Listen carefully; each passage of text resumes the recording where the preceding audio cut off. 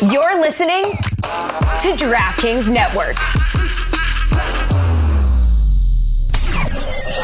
The John Anik and Kenny Florian podcast. Gangsters, what's up, guys? John Anik, Kenny Florian. Oh my God! You want a podcast? Great.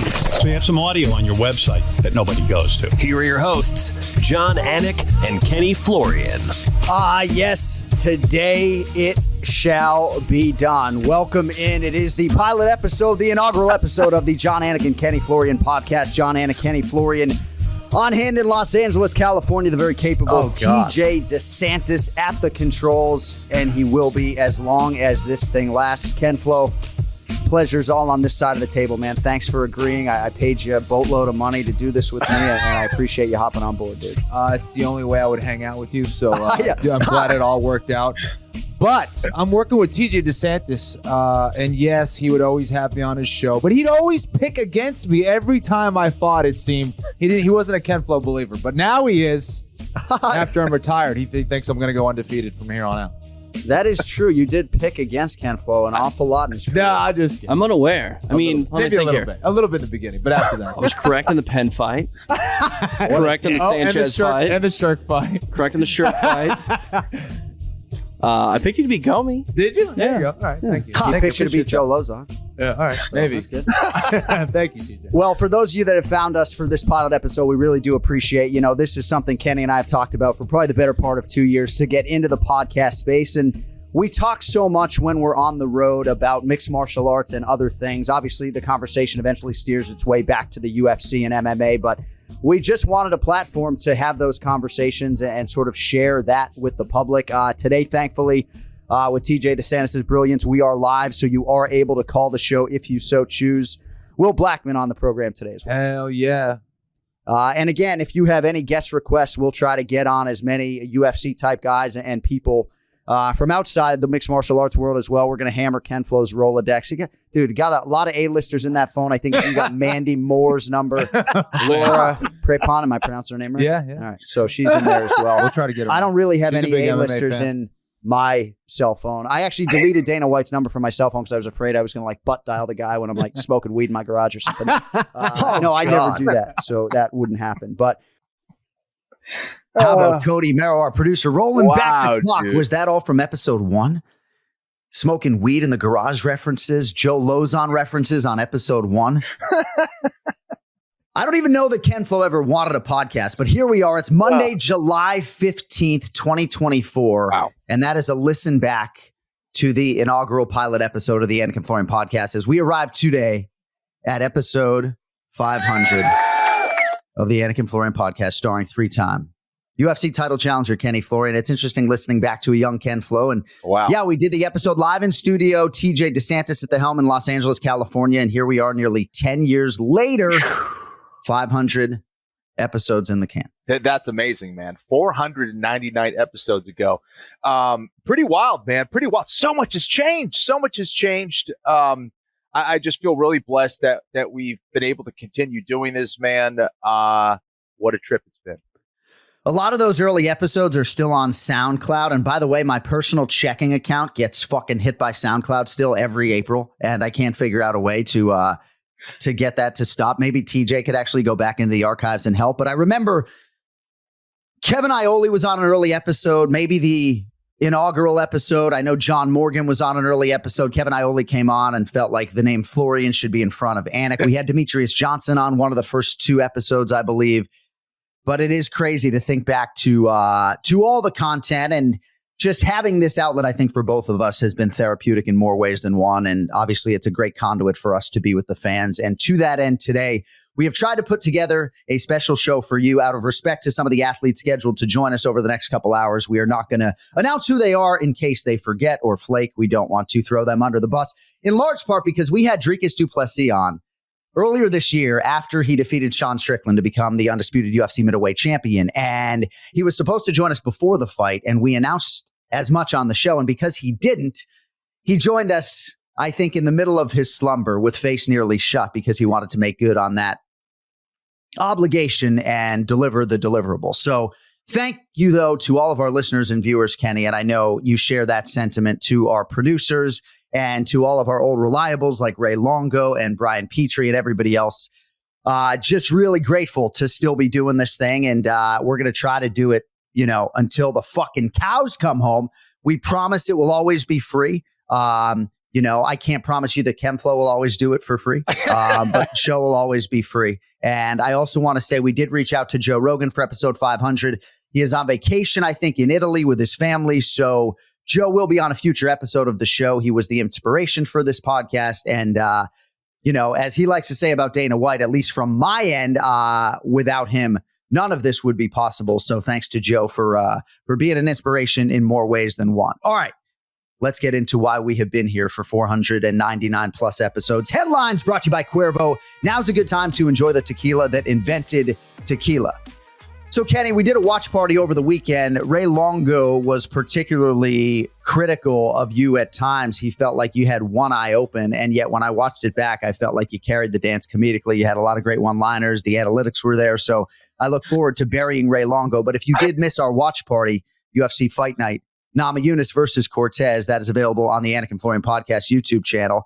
We didn't really get a huge chance to decompress, and now we've all had a chance to marinate on this result. And this main event, Rose Namajunas over Tracy Cortez, unanimous decision, 49-46 times 2, dissenting judge, 48-47. I'm sure you have since seen Tracy Cortez's eyelashes get knocked off and everything else. Kenny, maybe I didn't give the Namajunas performance the credit it deserved while I was, 3 sheets to the wind in a tequila buzz over the weekend. But I watched some of the fight back this morning as I was prepping for the show. And, clean, dominant for Rose Namajunas and remains on the cusp of flyweight contention. She fought like the technician that she is. I think she was largely dominant throughout that fight. I think she won every aspect of that fight, or certainly every modality of the fight, whether it was on the ground or on the feet.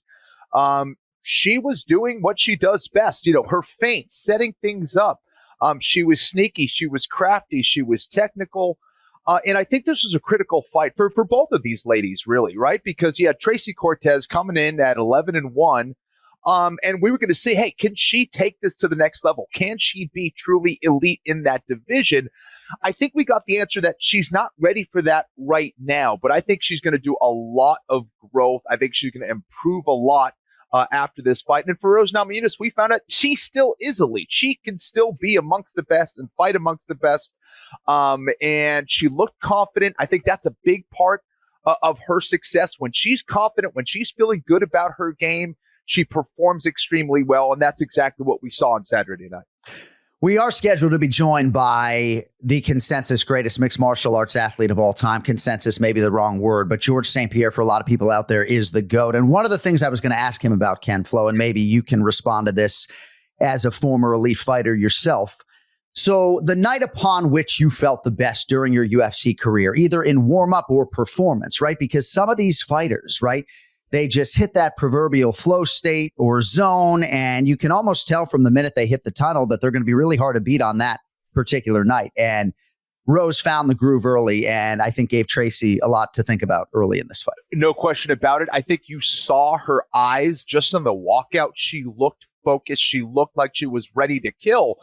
And to answer your question about how I felt on certain nights, I can point to, the Sam Stout fight, the Joe Stevenson fight, the Takanori Gomi fight. Those were fights where I felt great, and I felt like there was no one in the world who was going to beat me that night. And then there were other nights where I didn't feel so great, and I won, either able to pull it off, like I guess the Clay Guida fight. I didn't feel so great, in the warm up. I didn't feel so great. In the fight before Roger Huerta. I was literally sick walking out to that fight. And then before the Jose Aldo fight, I didn't feel great and I lost. Or some other fights that I could point to where I didn't feel great and I wasn't good enough to pull it off. And I've said this many times on the podcast. You have to be so good that even on your best night, even on your worst night, you still find a way to win. And I think that's what separates the great champions from everybody else, is even if they don't feel great, even if they have injuries, they still find a way to win. I feel like I might need a life coach. And if you had said that to me when I was 35 or 38, I really would have scoffed at the notion. When you talk about this in fighting terms, is some of this about psychology? Because I feel like Rose has not only been there and done that, right? But she's worked on her mind, right? And even when her mind wasn't as forged as it is now, you know, she was beating twice over the likes of Joanna Jędrzejczyk and Zhang Wei Li. So the skills have always been there. But I do believe when it all aligns, especially with the mental, she's really hard to beat. Like when you talk about those kit coped, are you just like mentally, you just feel invincible, or is it a physical thing? You know, I think it all stems from your training, right? Knowing what you are capable of and trusting in that, I think, is crucial. I also think, you know, the management of your body, you know, just injuries, personal stuff that comes into play that you need to be able to shut out of your life for that 15 minutes or that 25 minutes. And of course, you also have another guy across from you that is also very, very good. And you have to be good enough to be able to pull it off. So there are a lot of factors that play into that. You know, and I think for Rose, you know, I'll talk about me again, you know, about the narratives that you play in your head. And I think that sometimes you can put a lot more pressure on yourself than is necessary. I certainly felt that in the finale, the Ultimate Fighter finale. I certainly felt that in some of my championship fights. And the reality is, it is just a fight. And you have to have that same level of purity when you're looking at it and not play up these narratives too much. I think Rose has performed the best. I will talk about Rose now when she has been the underdog or when people maybe aren't expecting so much from her. So yeah, it's tricky of the games that we play inside our head and how we manage that, I think is very, very important as well. I know you were dodging bullets from Longo as we were taping the watch party, but on the Tracy Cortez side, KenFlo, I feel like there is no overstating how valuable this experience is. Huge. And now she wants to get right back in there. And one thing that has not been a staple of Tracy Cortez's career has been the ability to repeatedly get back in there and string fights together. So what do you think Tracy gains from these 25 minutes accrued with Rose Namajunas? And does it change your opinion as to what her flyweight ceiling in the UFC may be? You need to be able to experience that next level fighter, right? You need to be able to feel what that's like, experience what that is like in order to take yourself to that next level. And you realize, oh man, you know, I got to work on this, and that. And sometimes you don't always experience that in training to how you like, especially for a lot of the females who don't have a room filled of 20, 30 females in her weight class where she can, you know, judge how she's doing. And a lot of times you get that feedback in a fight, even for a lot of the male fighters from those big gyms. They only find out what they really need to improve on fight night a lot of times. You're going at 100% speed. You're going with guys you haven't gone with, you know, so that feedback is crucial. And you're only going to get better, in my opinion, if you're staying really active. Like that's when you get better, is after fights. And if you're fighting once a year, it's going to be hard to make those gains. Can you make gains in training? No question about it. But when the lights are on, you have to be able to experience what that is like. You get more comfortable with that process. So I think Tracy Cortez moving forward, being more active is only going to help her. I think if Tracy Cortez becomes the undisputed UFC flyweight champion, it will be because she accepted this fight on short notice against Rose Namajunas, because I think it's going to sort of push the reset button on her whole mentality. And now I think you'll probably see her in 3 or 4 months. There are a lot of people in that division. She's number 11 ranked above her that she could fight, because I think she represents a big fight for a lot of people and gets this Namajunas rub. Right. I can't speak to her relative preparation for this fight and how it would have been had this been a 5-round main event scheduled in advance. But, you know, she was able to go the 25 minutes. And I think in the not too distant future, you're going to see increasingly that Tracy Cortez is ready for primetime. But now with us on the line, right on the screws. See, you can just tell how elite a human being this is because he shows up right on the screws here, 11 a.m. Eastern time. A man who is widely regarded as the greatest mixed martial artist of all time, UFC Hall of Famer, former undisputed UFC welterweight champion and middleweight champion, George Rush St. Pierre. Brother, looking great as usual. We appreciate a few minutes, sir. How we doing? I'm doing fantastic. I wanted to make sure you guys see my dinosaurs in the back. So I set up myself the best I could. That's awesome. Well, you look great, man. And I know a lot of us sort of follow you from afar, but social media is really just a tiny lens into your life. So we know the 6-pack is still there, if not an 8-pack when you take your shirt off. But how are things with you these days? And what are you filling your calendar with, week to week? Well, I'm busier than I was when I was competing. I have different company that I'm involved with in business, like a home fitness equipment company, food supplement. I have a platform, well-being on and instructional video. I got a bunch of stuff, so I'm not bored. Yeah, and you're doing commentating as well, George, which is great to see. How are you enjoying that? I love it. It's a lot of fun, and I'm extremely lucky, Kenny. I mean, my life is so beautiful. I wouldn't change with. There's nobody that I would change with. I'm very happy, and when I look at you, it's the same thing. You look happy. You look healthy. In our sport, it's sad to see that some of the guys sometimes they retire too late, and they end up having a bad life, and when I see a guy like you and I'm talking to now, I'm very happy. I just feel like you had an amazing career and you stopped at the right time. You made the great choice because, you play hockey, you play basketball, but you don't play fighting. We get hit in the head. It's a lot of, it could be very detrimental. I appreciate that, brother. How much MMA are you watching these days? Are you keeping up with all the fights and stuff like that, with your busy schedule? I watch a lot of it, but I don't watch all of it. I watch some of the guys that I like to watch, that I learn from when I watch them. But I don't watch all the shows anymore. But I'm still involved, yes. So, George, some fighters that I know after retiring, they don't want to train really in any of the disciplines ever again. Maybe they'll help a friend here or there, but a lot of them really want that complete separation. You might be in the best shape of your life physically in a lot of ways, but how much wrestling, grappling, and striking are you actually doing? I try to keep the same. Like I do as much as striking as I do as grappling. The only thing that changes is that when you're younger and you're training for competition, you have this crazy competitive edge, and someone is in the gym that is good, that you look at him across the room and you're like, okay, I'm going to try to get him today. This part of me is not there anymore. I'm not training to prove myself anymore.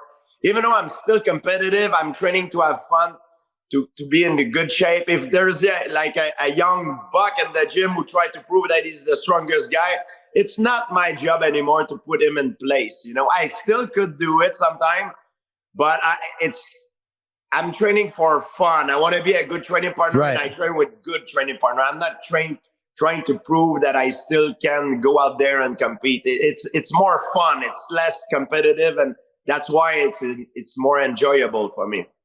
It seems like every other week, though, some big name is mentioning your name in terms of some competitive grappling scenario or setting, right? I mean, it sounds to me like even if you get that competitive itch from time to time, isn't it almost more irritating to always have to be deflecting these, potential offers, or no?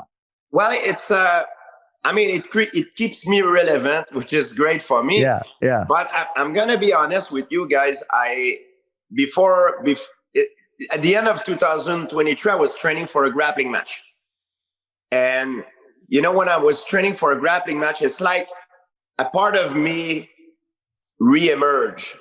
And mentally, I'm obsessive compulsive, like when I train for a fight, everything needs to be perfect. And I don't cut corner. I go crazy, I put everything I can to be the best as I can. And I think that's the reason I got hurt, to tell you the truth, because it's like my body can't keep up anymore. I can't keep the same volume and intensity that I used to do when I was competing. And for me, it needs to be done if I want to give the best and showcase the best of myself, but I can't do it. Yeah. So I need to accept it. And it's hard, but I made peace with it now.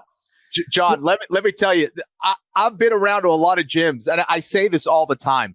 nobody trained more than George. Like, it was insane how much this guy trained. I mean, everyone would kind of drop like flies, and I would try to keep up. And then George would be like, anybody want an Olympic lift with me? I'm like, dude, you're crazy. Like, how are you able to do this? He's an absolute beast. So, George, when you were training for this, you're one of the few guys that has trained with Gordon Ryan, that has trained with Roger Gracie. I'm not going to ask you who you think would win in a match, but like, can you compare their styles a little bit? Because I know you've trained a lot with both guys, and those are kind of two of the goats in jiu-jitsu. Can you talk about that a little bit? They are the best grapplers that I ever trained with, and they have one thing that they have similar. They both from different era. You can't really compare because they're from different era, but they have one thing that is very similar. It's like when you roll with them, sometimes you anticipate, you know what is coming, but you can't stop it because their positioning is so freaking good.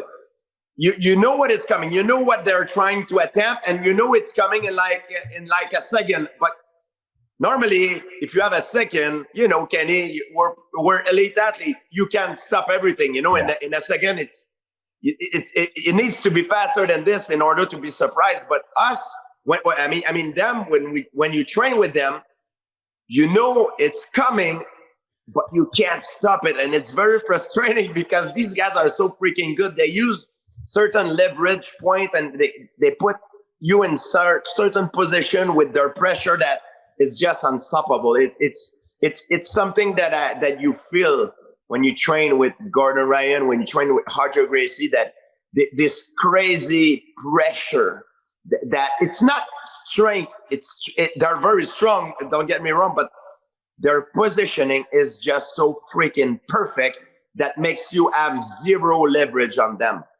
Awesome. Kind of like George St. Pierre's takedowns against Thiago Alves at UFC 100. I will never forget that night. Every single takedown was a thing of beauty. You had the crowd oohing and eyeing every time you entered. And as the great George St. Pierre joins us here on the 500th episode of the Anik Florian podcast, I bring it up in the context of feeling your best on fight night, right? Because I'd imagine, George, some nights, and maybe you didn't feel your best against Alves, your performance was fantastic, but I'd imagine some nights, either warming up in the back or with your performance, you just feel like there's an invincibility there that maybe doesn't accompany you to the octagon on other nights.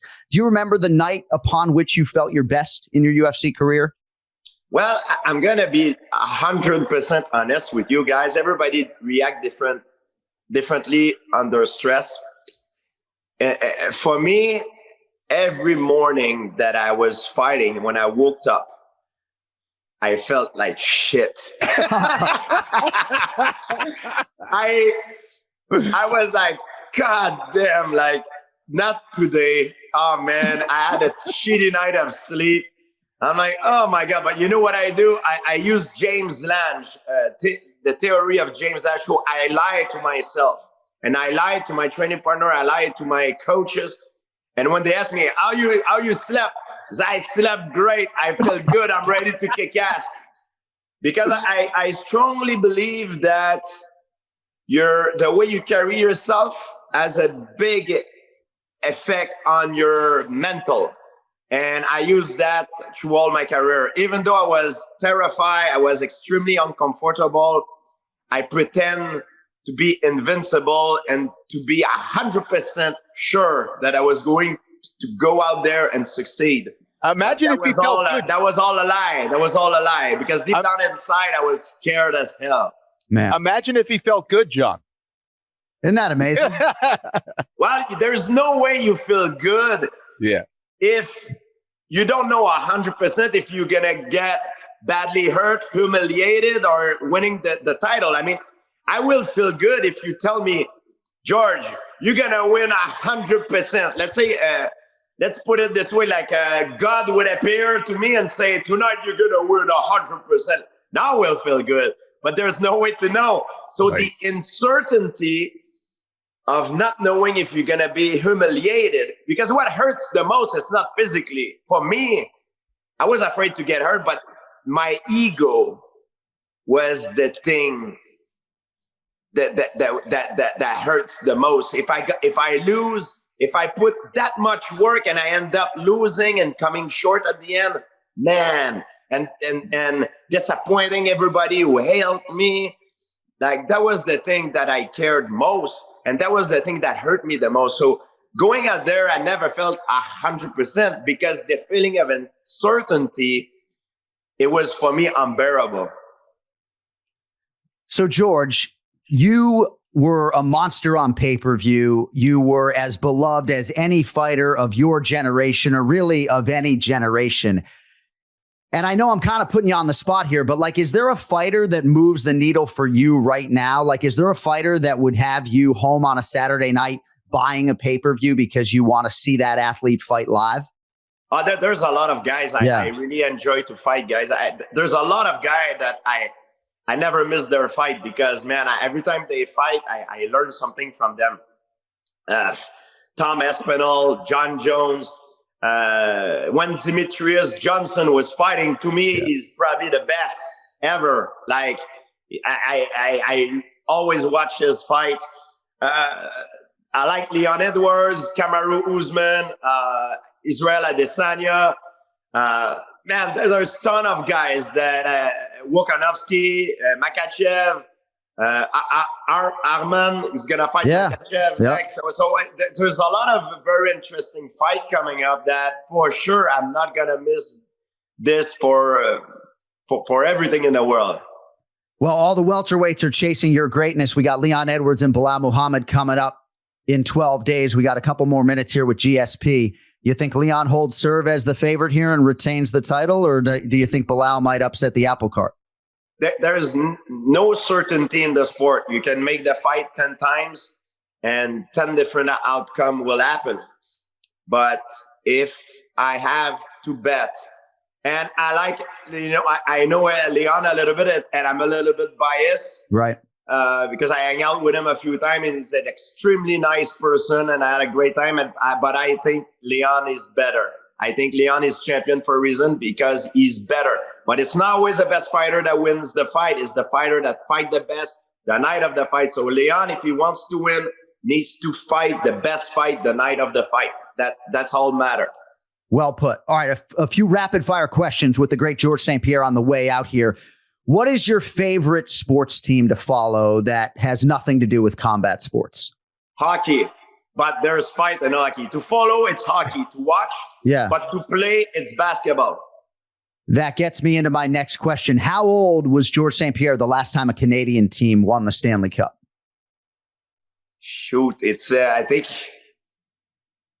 was in I was maybe 15 years old, like a teenager. Yeah. You were 12. I believe you were born in May of 1981, and the Montreal Canadiens, rival of our Boston Bruins, hoisted Lord Stanley's Cup in 1993 when you were 12. So. Wow. I think the Calgary Flames won. I don't know if it's before or after. I think it might be after that. Could you imagine if I fucked that up with the great George St. Pierre? That would be a real disaster. All right. I probably fucked that up. My research this morning probably failed me.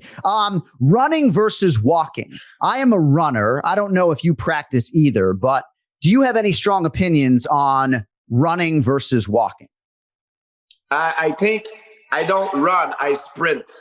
I run to warm up, but I sprint.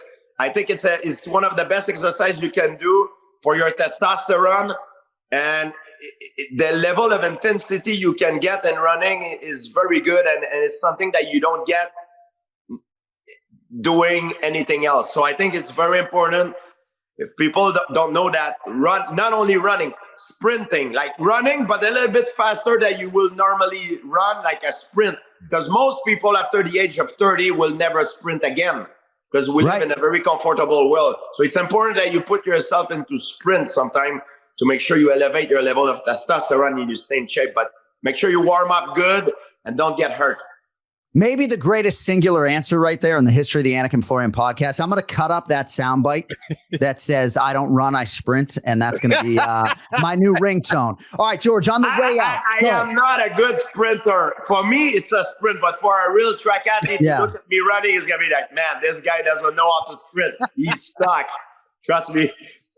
All right, last thing before just try to run a little bit faster than you normally do. That we can call a sprint, even though it's not a real one. No, I mean, I've been trying to mix in sprints as best I can. Pat Miletich has a crazy sprinting workout with intervals that's absolute hell. All right, before we let you go, most memorable thing about Kenny Florian as a training partner or friend? I know you guys obviously had a time when you spent a lot of time together, but before we let you go, anything anecdotally on Kenny Florian?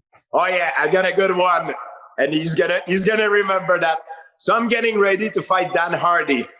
And Kenny Florian is there. He's one of my training partner, and they do like what they call like a sort of a shark tank. They put fresh guy coming in every round, and I can't remember. I think it was the third round. I'm going with Kenny Florian, and as I'm going to shoot a takedown, he threw a head kick, and I get hit in the temple, and he freaking dropped me like I have a flash knockdown, but I dropped with the leg in my hand.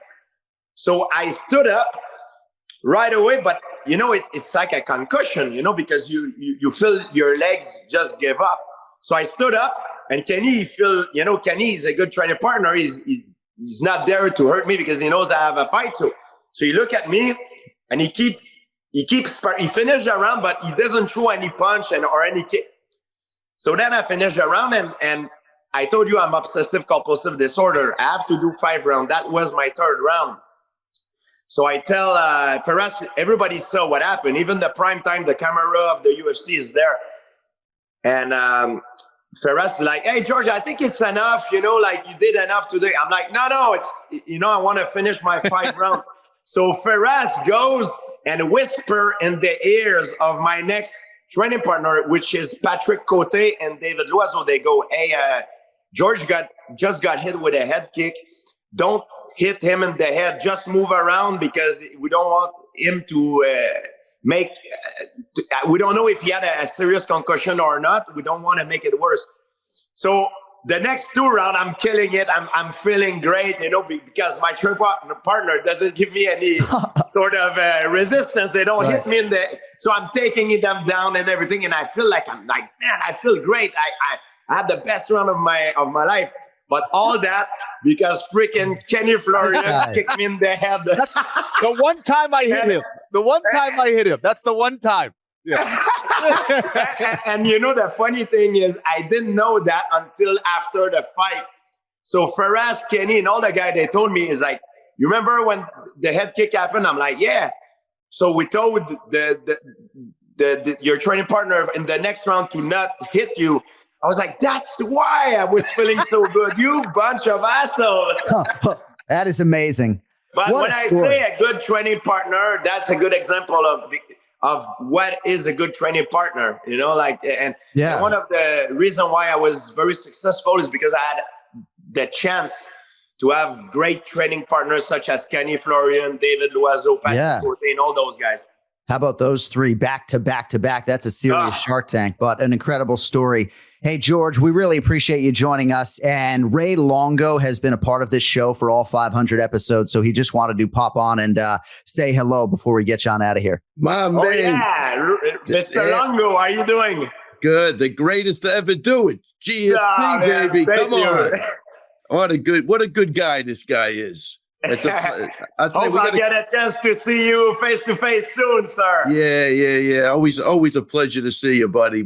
Just a gentleman, well represents MMA to what it's supposed to be about, not where it's, maybe going sometimes today. But George, you were always a pleasure. Just a total gentleman. Always had a good time anytime we sat down and chatted, and it's just good to see you, buddy. And you look great. You sound great. And that's all it is. I'm sure you're enjoying yourself.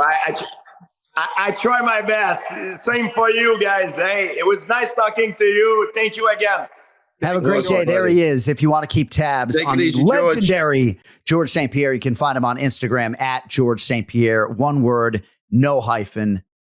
What a man. What an ambassador. KenFlo, your longtime training partner. Thanks for booking him today. Great to have Ray Longo in the Ray Longo Minute here for episode 500. But KenFlo, GSP, just lights up the room. You know, I think that's maybe the first time I've talked to him where I haven't been starstruck. So I'm happy to be over that hurdle, but just an absolute legend in mind, body, and spirit. No question about it. They don't make him like George St. Pierre. There's just not a whole lot of guys like him. Just the way that he carries himself, the kind of professionalism that he always exhibits. You know, to see that guy in the training room day in and day out, that helped me so much. Even if I never sparred with him one day, and I sparred with him every single time I was in that room, but just watching him carry himself, the way he trains, how much he put into it, that alone made me better. So I feel really lucky that I got to know him, that he was a friend of mine, and that I got to train with him. Hey, Ray, I'm not sure how much of that story you heard from George, but KenFlo landing a head kick as George stopped for a takedown. So he concusses George as he's getting ready for one of his title defenses. The UFC primetime crew is in the building. And knowing Kenny the way you and I do, can you imagine how badly this dude felt? Like, probably not until George beat Dan Hardy did you actually exhale. Oh, man, was it for the Hardy fight? Right? Didn't he say Hardy? It was for the Dan Hardy fight. And he was, here's the story. So we're all doing fresh rounds. He was so overtrained for that fight. And I remember I felt terrible about that. And when he was going for the single leg, he actually had Faras's leg. He thought he was taking me down. He was actually trying to take Faras down. He was out. And I remember I went over to the camera crew. I said, do not show, cut that. Make sure you cut that out. Obviously, they probably would have done it anyway. But I was really worried because he was already very overtrained, in my opinion. So I happened to catch him at a tough round, and that was it. That was it. But again, here's a guy that the reason why he's a champion is he would always find a way to pull it off, no matter what. That's just who George is. And I remember calling him after that on the way home back to Boston. And I said, dude, take a couple days off, please. Yeah. And I think he was a perfect example of, I think it's called constant and ever improvement. He was always improving. Yep. If he made a mistake, he was right back at it. I think he just exemplified what a champion is and how a champion acts, more importantly. But it's funny, for that fight, Hardy was actually training at my gym, and he was training at Sarah's. I wasn't training him. He brought his coach with him, but he would train in the gym every day. And I think he was there for like 3 weeks, maybe more. Oh, I don't even know. So I think I gave him a key to the gym. He could go in anytime he wanted, but that was a weird thing. And I think that was the whole, not what was not embedded. What'd you call it, Kenny, at the time? Primetime. Exactly. Primetime. But that was the whole thing, that they were going to unleash that he was training with Sarah before the primetime. So it was a secret that he was in there. So nobody knew where he was, that type of deal. So those were the good old days, right? That wouldn't have lasted 2 seconds today with all the cameras and social media and all that stuff. Yeah. But it's good to hear him give it up to you. And of course, I would expect Kenny was a great training partner because, I always was a believer too. The way you act in the octagon is the way you act in life. And Kenny is a total gentleman. You were always a competitor and a gentleman in the ring, as was GSP. And they lived their life like that. And I think it's a perfect example. So the next time I see George St. Pierre, I'm going to say two things. I'm going to thank him for coming on. And I'm going to say, just so you know, in your hockey craze nation, my research was accurate.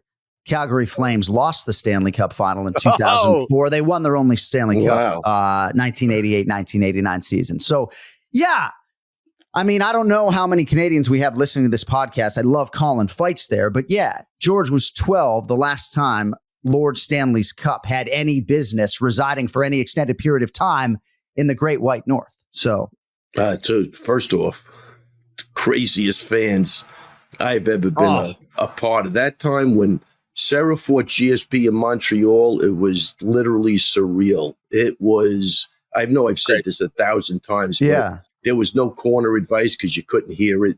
It was bizarre. I was in the dressing room and they were pounding their feet like 19,000, 20,000 strong. They were jumping over the rafters trying to hit us as we were walking. It was crazy. They had us going in underground with everybody. I think I was with, we were with Rich Franklin and Jorge Gurgel. Okay, yeah.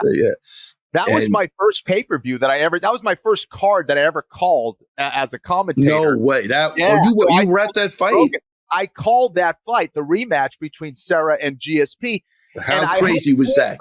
I couldn't hear Mike Goldberg talking right next to me. I couldn't even hear him. That's how loud it was. It was insane. Insane when they walked up. Yeah, I heard they had 900 riot control police outside. 900. It was great. You know, we had to put Sarah in a undisclosed location because he was getting death threats. I mean, it was a crazy time, man. You know, no, in a lot of respects, those were the good old days. Yeah, and even though when we think about modern day MMA and how big the UFC is, it's just crazy to think about some of those circumstances, you know, back in the day. And when Kenny and I were covering UFC 113 with MMA Live, it was Lyoto Machida and Shogun Rua. And for me, still to this day, that is the loudest crowd. That was in Montreal, Quebec, Canada. And George wasn't even fighting. And I just couldn't believe the volume. It was one of the most memorable sporting events, KenFlo, that I've ever been to this day. Hanging out with George, I should have brought this up for him to remind him, but he's a pretty bashful guy. When he used to try to, you know, we'd go out and he'd have to take money out of the ATM. Well, he was so famous that he had to literally park his car on sidewalks, run to the ATM and run back to his car, because if he walked for like a block, he wouldn't be able to get back into his car. And George would say yes to every picture and every autograph. But I've never seen people literally bow to him. He'd be driving his car and people would literally bow to him on the streets of Montreal like he was a god. I mean, it was that level. I can't even imagine if it was today in 2024, GSP in 2024, like, would it just be bananas? Yeah. Yeah. And I'll tell you, John, the you know, if you've ever been to Canada, which you have been, the Border Patrol or whatever they call that, you know, was pretty rough. You know, when I was going hard there, country to get into. Yeah, hard country to get into back then. As a matter of fact, in that fight, I think 2 guys from the school were in jail. They put one guy in jail. One guy, they saw his record. They escorted him right back to the plane, Kenny. I swear, I'm not even joking. Guards walked him onto the plane. They just got rid of him right away. Jeez. And, you know, it was rough getting in and coming out. When I was leaving, John, I go through security at the airport. The guy goes, just come through. You had a rough night. They didn't even give me shit. They just let me walk right. Yeah, they were all over it, you know. But I remember even trying to get something to eat. I had the school jacket on. Yeah. They made me wait about 2 hours. I think I even left. It was brutal. It was actually, they could do one of those docu-series on that alone. They should. Everything that was happening and the way Sarah built that fight up with the French and the wine, and it was all good. And it's just great to see those guys are great friends today. And I think that's what it's all about. You know, I love when you're an enemy and then you're a friend after, you know, and I think that's the way it should be. And legitimately, it's like Dean Thomas and Matt, they're really just close, really great friends. I think Matt would do anything for Dean and vice versa. And it's just good to see. And when you get the chance to book either George St-Pierre or Matt Serra for episode 500 of your show, you know, and KenFlo's Rolodex, you go GSP, you know, maybe we'll get Maddie for 501. Yeah. All right.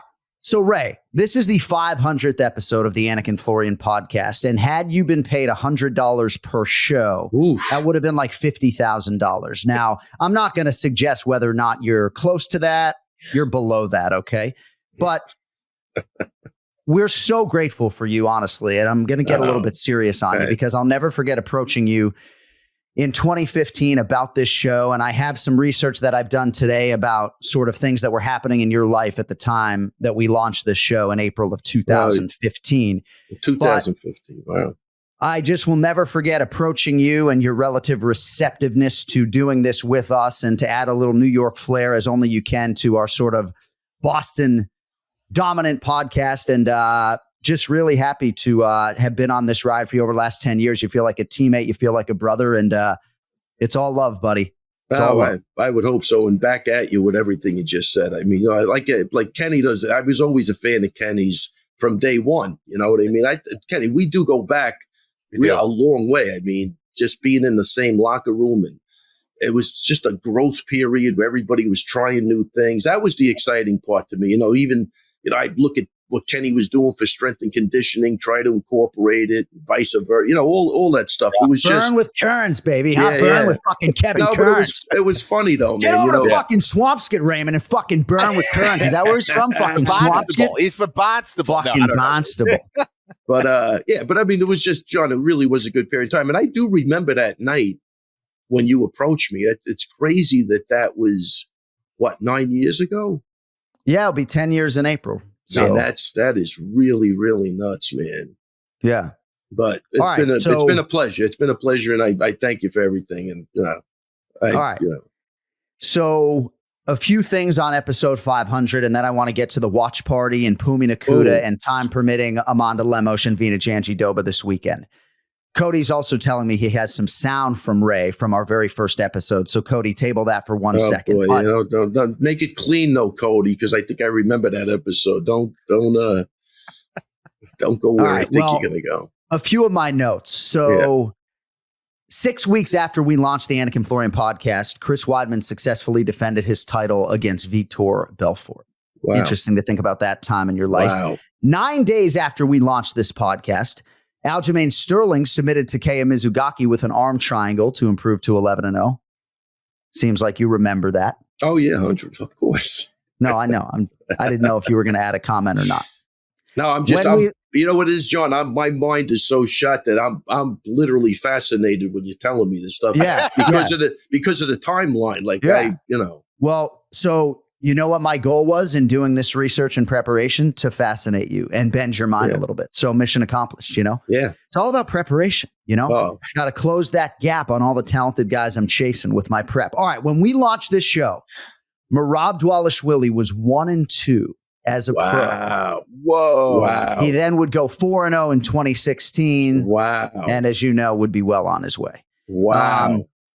When we launched the show, as both of you know, Matt Serra did not have a podcast, nor did the UFC. Yes. They launched that bitch a few weeks later, I think, And when we launched the show, Ray Longo was 55, yet largely looks the same, not a hair out of place. That's I know, it's a little bit. That's a little over the top. It is. Wow. Kenny and I are right there behind you. And then the only other thing I had in my notes was, do you guys just remember the Longo long hair phase during COVID? Oftentimes, I trot out that line about, living on a bus in Alaska and eating poisonous plants. But Longo's so brown for a Caucasian man that it's got to be like a bus in Brazil or something, or in a desert. But I mean, there was a phase, and I should have had Cody grab some still images where, gosh, man, we should have been audio only with what you were trotting out there. Oh. No? Yeah, why did I do that again? I forget. It you was let the hair grow out. No, it was a reason. No, it was, I don't know. All right. I don't even know why I did it. Let us hear from Ray Longo about 9.5 years ago on the pilot episode of the Anik Florian podcast. It's coincidental that I'm on with you two guys, because I feel like in the last week I had two of my fighters terrified of both of you. Now, terrifying poor John Anik in the ring, and then poor Kenny having to listen to Weidman's first date story. I was like, Did you see that, Ray? It was unbelievable. Oh, man. Let me tell you something. The look on both of your faces was similar. And I got to tell you, I'm going to apologize for the both of them. I think it was... Poor Kenny Florian, you might never be the same. I'm having nightmares for the last week. Yeah, you might never throw anything in the trash can again. And I'm telling you, that's a true story. That's not the first time I heard it. I just hope I don't have a daughter. That's Oh my God, poor Marivi. Oh my God. Amazing. Oh, that's great. Hey, Joe, you guys want to hear a funny story? So they induct him into the Hall of Fame at Hofstra, the Hofstra Hall of Fame. Yeah. Guess what the last story he told? Oh, no. I think people were walking out. Oh, yeah, he told it. No. Yeah, people were sitting there. They were confused. They were amazed. I'm sitting next to Marivi. She's filming it. I can't believe this guy's doing it. Oh, my gosh. He's really funny, man. He is out of his goddamn mind. But wow. Yeah. I don't even remember that. That's right. So that was right after the U-boot with Quinta was in the ring. Yeah. So, and my right, research probably failed me in some part, right? Because I think it was April 4th, 2015, like 5 days before we launched this thing. Jorge Masvidal, taking on Ally Quinta in Virginia. I believe it was at some school, actually. And the students were really giving it to Al because they thought Gamebred won the fight. And if you don't remember, that was when Raging Al in the post-fight interview in the octagon with me, I had a full head of hair. I mean, I still do, but I actually made the wayward decision at that point in time to fucking grow it out, look like a complete asshole, you know, thickest fucking hair on planet Earth. But anyway, Raging Al turns to the crowd and says, "You guys booing me? Fuck you." And it was certainly a viral, memorable moment. And you're right. 5 days before we launched this fucking pig. How about that? That is fucking outstanding, man. That is Isn't really it amazing funny. to listen to you on a phone, right? Yeah, that's crazy. That was That's UFC crazy. Fight Night 63, Mendez versus Lamas, George Mason University in Fairfax, Virginia. And it was 63. Yeah, I tell you, we've been doing this for a long time. Long time. Oh my God. That's crazy. Cody, outstanding work backing me up with the George Mason University. And thanks for chasing that audio, buddy. You're the fucking man. All right. So a few other things I'd like to get into. We went, waxed a little nostalgic about episode 500. Now we're going to get a little bit serious. Okay. Yeah. So we did a watch party on Saturday night. So I don't know what your expectations were exactly for this watch party, but when I suggested off the top that we were going to be there for 90 minutes, it seemed like that didn't land softly, as if maybe you thought you were going to pop on for 15 or 20, or were you thinking you were going to be with us for the whole show? No, I'm in for the long haul, man. You have to understand my sarcasm and humor. Okay. 100%. Okay, I was just making sure. All right. I wouldn't have left if you tried to throw me out. I would have just stayed. Good. Okay. So I want to be respectful of everybody's wishes and intentions and time, but sometimes I feel like you're equal parts amused and annoyed. No, definitely. I'm never annoyed. Okay, I haven't been annoyed once in 500 episodes. All right. Well, that's great to hear. Sure. That's great with to hear. Other things, yeah. But. So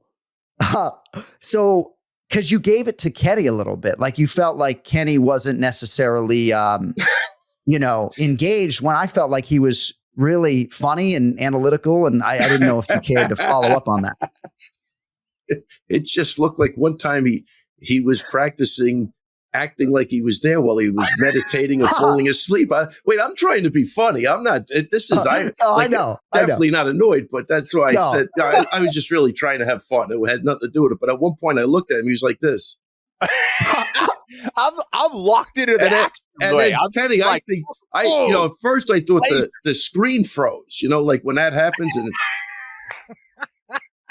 so I go, I think this guy's sleeping with his fucking eyes open. I go, this is crazy. I go, I want to know the technique. I could have taken a nap somewhere in that 90 minutes. I got lost in the action a few times. Yeah. I really did. I mean, somebody's got to watch Santiago Ponzinibbio, Muslim Salikov. While in my head, I'm trying to figure out, have I had 4 shots of wild common tequila or is it 5? I couldn't even tell you what happened in that co-main event. I thought it was a close fight, but Kenny was watching the fight, Ray. Yeah. I mean, look, I think that was a great watch party. I think it was better than the first one we did. And I think it was great bringing on some new people. I don't think I've really ever talking to Aaron or Dan, and they're just too nice. Really, you could tell they're just salt of the earth, nice guys. So it was a pleasure for me. I like doing that shit. I you really couldn't acknowledge the watch party though without banging on the prior one. You didn't think that one was as good. Was there any reason why you felt like that one wasn't as good? Well, I barely remember that one, but I think we were so out of sync with the some guys with 20 seconds. Yeah, right. Yeah, I think this one was a little closer, or we handled it differently. I don't know. But I agree with you, Ray. I thought this one was better too. It was fun. Yeah. Well, we're always trying to lock it in. We're always trying to lock it in and make it as perfect as possible. We had Aaron Bronstetter in Denver reporting live. Diego Lopez, I think, popped up behind him at one point in time. We had Dan Tom for his analytics, Big Ron from Vegas. My twin brother being whatever it is that he's being. But we're just trying to not step all over each other's dicks and make sure everybody real estate. I thought it was good. Yeah, look, all the dynamics, you and your brother, I'm trying to bust balls. I think Big Ron's a star in the making. I think he's awesome, this guy. He really is. He's got great presence. Another guy's, funny, I thought he did a great job, and I think he's got something coming down the line. Ronnie's the man. Yeah. All right, I got a few other things I'd like to get to with Ray Longo. I don't know if you have anything on that fight night that you cared to get into after the fact. I mean, I'll tell you, I just thought, in losing, I thought Fatima Klein made such an excellent account of herself. I shout out to her. She's with great people. And again, I like it when, she was outside. She took it last minute, high altitude. They told her she needed a knockout. A lot of people, you tell that too. They do the same fucking thing they always did. She went out, was swinging for the fences, was making a great account of herself, just outsized. That was the difference in the fight. So I think that's why the crowd even got a little antsy with Jasmine, who's an awesome fighter. It had nothing to do with the fight. I think it was more that, the last minute, the undersized. And I think she probably should have acknowledged that. Would have been better off for her. But all good. All good. I think that was about it. And I think Tracy Cortez will grow from that fight. I thought Rose looked, Rose gets it, man, with the fakes and the footwork and she's setting you up for stuff. And I think, Tracy's with a great camp. They go back, they make some corrections, they keep her active. I think you'll see a different person. Yeah. Yeah. Kamaru Usman acknowledged the footwork of Rose Namajunas and just being mesmerized by the ambidextrous nature of it in training, and then watching her obviously put forth in the octagon. So if you don't know, Ray was referencing real quickly a prelim win for Jasmine Jasudavicius over Fatima Klein, unanimous decision, 30-27 times 3. Klein, 23 years old, was undefeated, stepping up on short notice. One other thing I had for you guys on the main event when it comes to Tracy Cortez versus another top 12 contender like Diego Lopez in the men's featherweight division. And contenders come in all different shapes and sizes, right? But Diego Lopez right now believes he needs to be ready to beat Ilia Topuria, the division's champion, in 3 weeks, Ray, right? And this is not to suggest that Tracy Cortez wasn't ready to beat top flight contender Rose Namajunas a week before her fight was to happen, right? But in terms of where Tracy Cortez is right now relative to other contenders, right? Diego Lopez is of a mindset that I think a lot of elite fighters need to be of, which is to say, I need to be able to make championship weight and fight the best guys in the world for a certain amount of time. And I know it's idealistic or ambitious to think that you can do that for 3 years' time and, be prime. But I feel like Tracy Cortez, cutting the hair for the weight. Hopefully she gets back in there. But I don't know. I think every contender is built differently. And I think right now, Tracy has a 2 or 3 year build, whereas other guys ranked 12 in the world are ready to fight for the world title. Yeah, I think that's a fair assessment. And I even though you think it's idealistic, I think if you're a fighter, it at least starts with thinking like a fighter, which is what he's doing. Can he hold to that? I think he's young enough to hold to that, man. Listen, where he comes from, this is a huge deal. You know what I mean? Again, if you're sitting there and you don't need anything and you're pretty well off fighting, without fighting, with fighting, it makes a difference. I think this kid, I like what he said, and I agree 100% with it. Kenny, where do you stand as far as contenders trying to be ready for not just short notice opportunities, but big time championship stake type fights that happen without training camps on the front end of them? Well, I think as a fighter, if you're trying to be the best, if you're truly trying to be a world champion, you have to be watching everybody and seeing what the best in the world are doing. How are they performing? What are the things that you need to be prepared for? And that, that's why you have to be a martial artist, meaning always trying to get better, always trying to evolve. And even having that in your head, that if I had to fight the current champion tomorrow or in 3 weeks, I have to be ready for that dude. Yes. And that's the mindset of a champion. That's the mindset of a martial artist. And I think that's what Diego Lopez has. And that's what makes him different, I think, from a lot of guys. And also, I think that's the value of how he was brought up in the sport. He had a ton of experience before he got into the UFC. So by the time he got into the UFC, he was ready to go. And then you see the level of competition that he's had and the experiences that he's had. He is coming up the right way from his management to his coaching. It's impressive, man.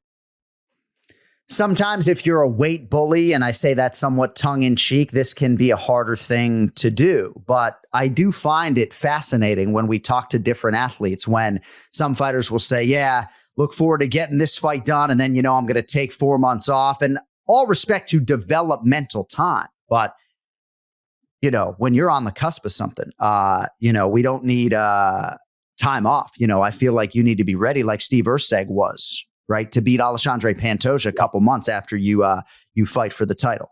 Yeah. All right. So Pumi Nakuda, Ray, 6 weeks or so since his last win. He's 8-0 now. Dana White's Contender Series is coming back. And this dovetails into the conversation about even a guy like Pumi, right? Being ready for a short notice opportunity like Erceg was to fight David Dvorak. Granted, Dvorak's no longer in the UFC, but can you tell us anything about Pumi if the Contender Series is calling, and, how receptive you think he'd be to a potential short notice, high profile opportunity? Oh, I could tell you how receptive he'll be. Very receptive. I worked out with him yesterday. He's a guy that he's kind of living that. He's always ready to go. He sparred on Saturday. He's got nothing coming up. You know what I mean? So he's of that mindset. We've talked about it, and he knows that he has to be ready, because I just think the way things are going, if he gets in, it's not going to be to his advantage. I mean, that's what I tell him. I go, it's not going to be to your advantage. So you have to stay ready, and you have to be ready to go. All right, I have a few other things I want to get to with Ray Longo. Amanda Lemos, Vina Janjidoba is the main event this weekend at the UFC Apex. And I don't profess to have much of a social life, right? But you're going to be home, maybe wishing we were having another watch party, maybe not. But you're going to be home watching this strawweight main event live this weekend, I would assume. Yes? 100%. You're just obsessed. Yeah. Like, what does your wife say? Like, hey, can you choose me over Vina Janjidoba Saturday? She knows I'm a loser. What are you talking about? So she just understands that if Vina Janjidoba's fighting, that you're home. She just understands if two turtles are fighting, I'm home. Yeah, that's what she understands. Yeah. No, I love it. You get a cat and a guinea pig. I'm going to watch Hold it. on to her, Ray. Yeah. Oh, yeah, definitely. Oh, no. That girl, without her, I'm literally not here for 100%. Right. Sounds like you both wear the pants. I don't know. Okay. All right. She's very outspoken. Vina Janjidoba. Nice Team Steam shirt from Matt Frivola, by the way. That is. Vina Janjidoba, minus 142. I love the audio file on her saying, kakara. It's a bird of fucking prey. Cody's probably going to have that file within 20 seconds, but she is minus 142, and Amanda Lemos Ray is plus 120. Do you have anything for us on the main event? Man, I like, I can't pronounce these names. Who would Janjidoba? Is that close? You want to hear her say it? Yeah, let me hear her say it. Vina Karkara Janjidoba. Oh boy, the Vina just like it's spelled, Karkara Janjidoba. Jesus, Mary Joseph. I like her. I think she's a scrapper. And I'm going with, I got nothing else to say. Yeah. He just killed me with that kaka. That's all I heard. I didn't even hear the name. I hear cock and I'm just fucking, woo. Let's go. You do get very excited when you hear that word. Can I hear that file just one more time, Cody? Yeah, let's hear it again. I like it. Vina Karkara Janjidoba. I love it. Karkara Janjidoba. We are going to tweak the pronunciation of the week, but we have to have the ability to play files like that. Go ahead, Ray. I think that means silent rain in Brazil, but I'm not sure. Do you know what it is? It's a falcon type bird. And I was having a conversation with Joe Rogan trying to convince him to book a falconer, Kenny? A falconer. Yeah. Somebody who handles falcons. Yes. Love it. On the Joe Rogan Experience. I just thought it would be better on that show than the Anik Florian podcast. You know what I mean? So hopefully you see a falconer at some point. But it's a good nickname for Vina Janjidoba, who Ray Longo likes as a slight favorite this weekend. Yeah, you guys did you see the Eric Weinstein thing with Terrence Howard on Rogan? I did not. I saw a clip. Kenny, I don't think I've ever felt so stupid in my life. It was you might as well did the Kaka Junior Jojo Baba. I don't even. It's the same to me. It was. I don't know what the hell was going on. I give Joe a lot of credit. If he was even remotely in that conversation, that guy's got a big brain. Oh, there's no doubt. There is no doubt. All right. Final thing before we let you go on this 500th episode of the Anik and Florian podcast. It is our poll question for this special iteration of this show. So, Ray, I want you to listen closely. Now, you can only answer this question a little bit limitedly, but I just wanted to throw it your way. And Kenny will get your thoughts once we outro Raymond with respect to his time. So It's ambitious to think we could get 3 title fights at the Sphere come September 14th. But of the rumored championship matchups for UFC 306, in whom are you most confident to get the win? Ilia Topuria against Max Holloway, Max Holloway against Ilia Topuria, Sean O'Malley against Merab Dvalishvili, or Merab Dvalishvili against Sugar Sean O'Malley. Now, Valentina Shevchenko and Alexa Grasso are going to fight on that date. So could you imagine if we got a championship triple header at the Sphere? It'd be fucking insane. But Ray, that was today's poll question. And obviously you're the most confident in your guy, Merab, to wrest the belt away from Sean O'Malley. 42% of respondents like Max Holloway, 23% like Sean O'Malley, 19% like Merab, and 16%, only 16% like Ilia Topuria against Max Holloway. Oh, man. That's interesting. Yeah. So you don't have anything for us other than 2 thumbs up on Merab at the Sphere come September 14th. Oh, man. I'm hoping for it. I would say it's either at the Sphere or it's at the Garden. Wow. Merab at Madison Square Garden with Sean O'Malley actually makes a shit ton of sense. Yeah. You didn't hear it here, but you didn't hear it here. You didn't hear it here. Yeah, we're gonna actually talk about that on the backside, but we appreciate your myriad contributions to this show, especially today, but over the last 9 years. We love you. And we'll see you next Monday as we get ready for UFC 304, my man. Yeah, really, really, guys. I mean this from the bottom of my heart. Very grateful to be here. It's an honor. You guys are really just great people. That's what I like to surround myself with. And I really appreciate you guys having me on because I might not be here for that much longer. So let's get the fuck out of here. Hey, you're the man. You're the star of the show. We love you. Awesome. I love you guys. All right, listen, have a great time and congratulations. 500 big ones is no easy task. And I think we did it laughing the whole way through. And I think that's what it's all about. A little vitamin L, Kenny, no?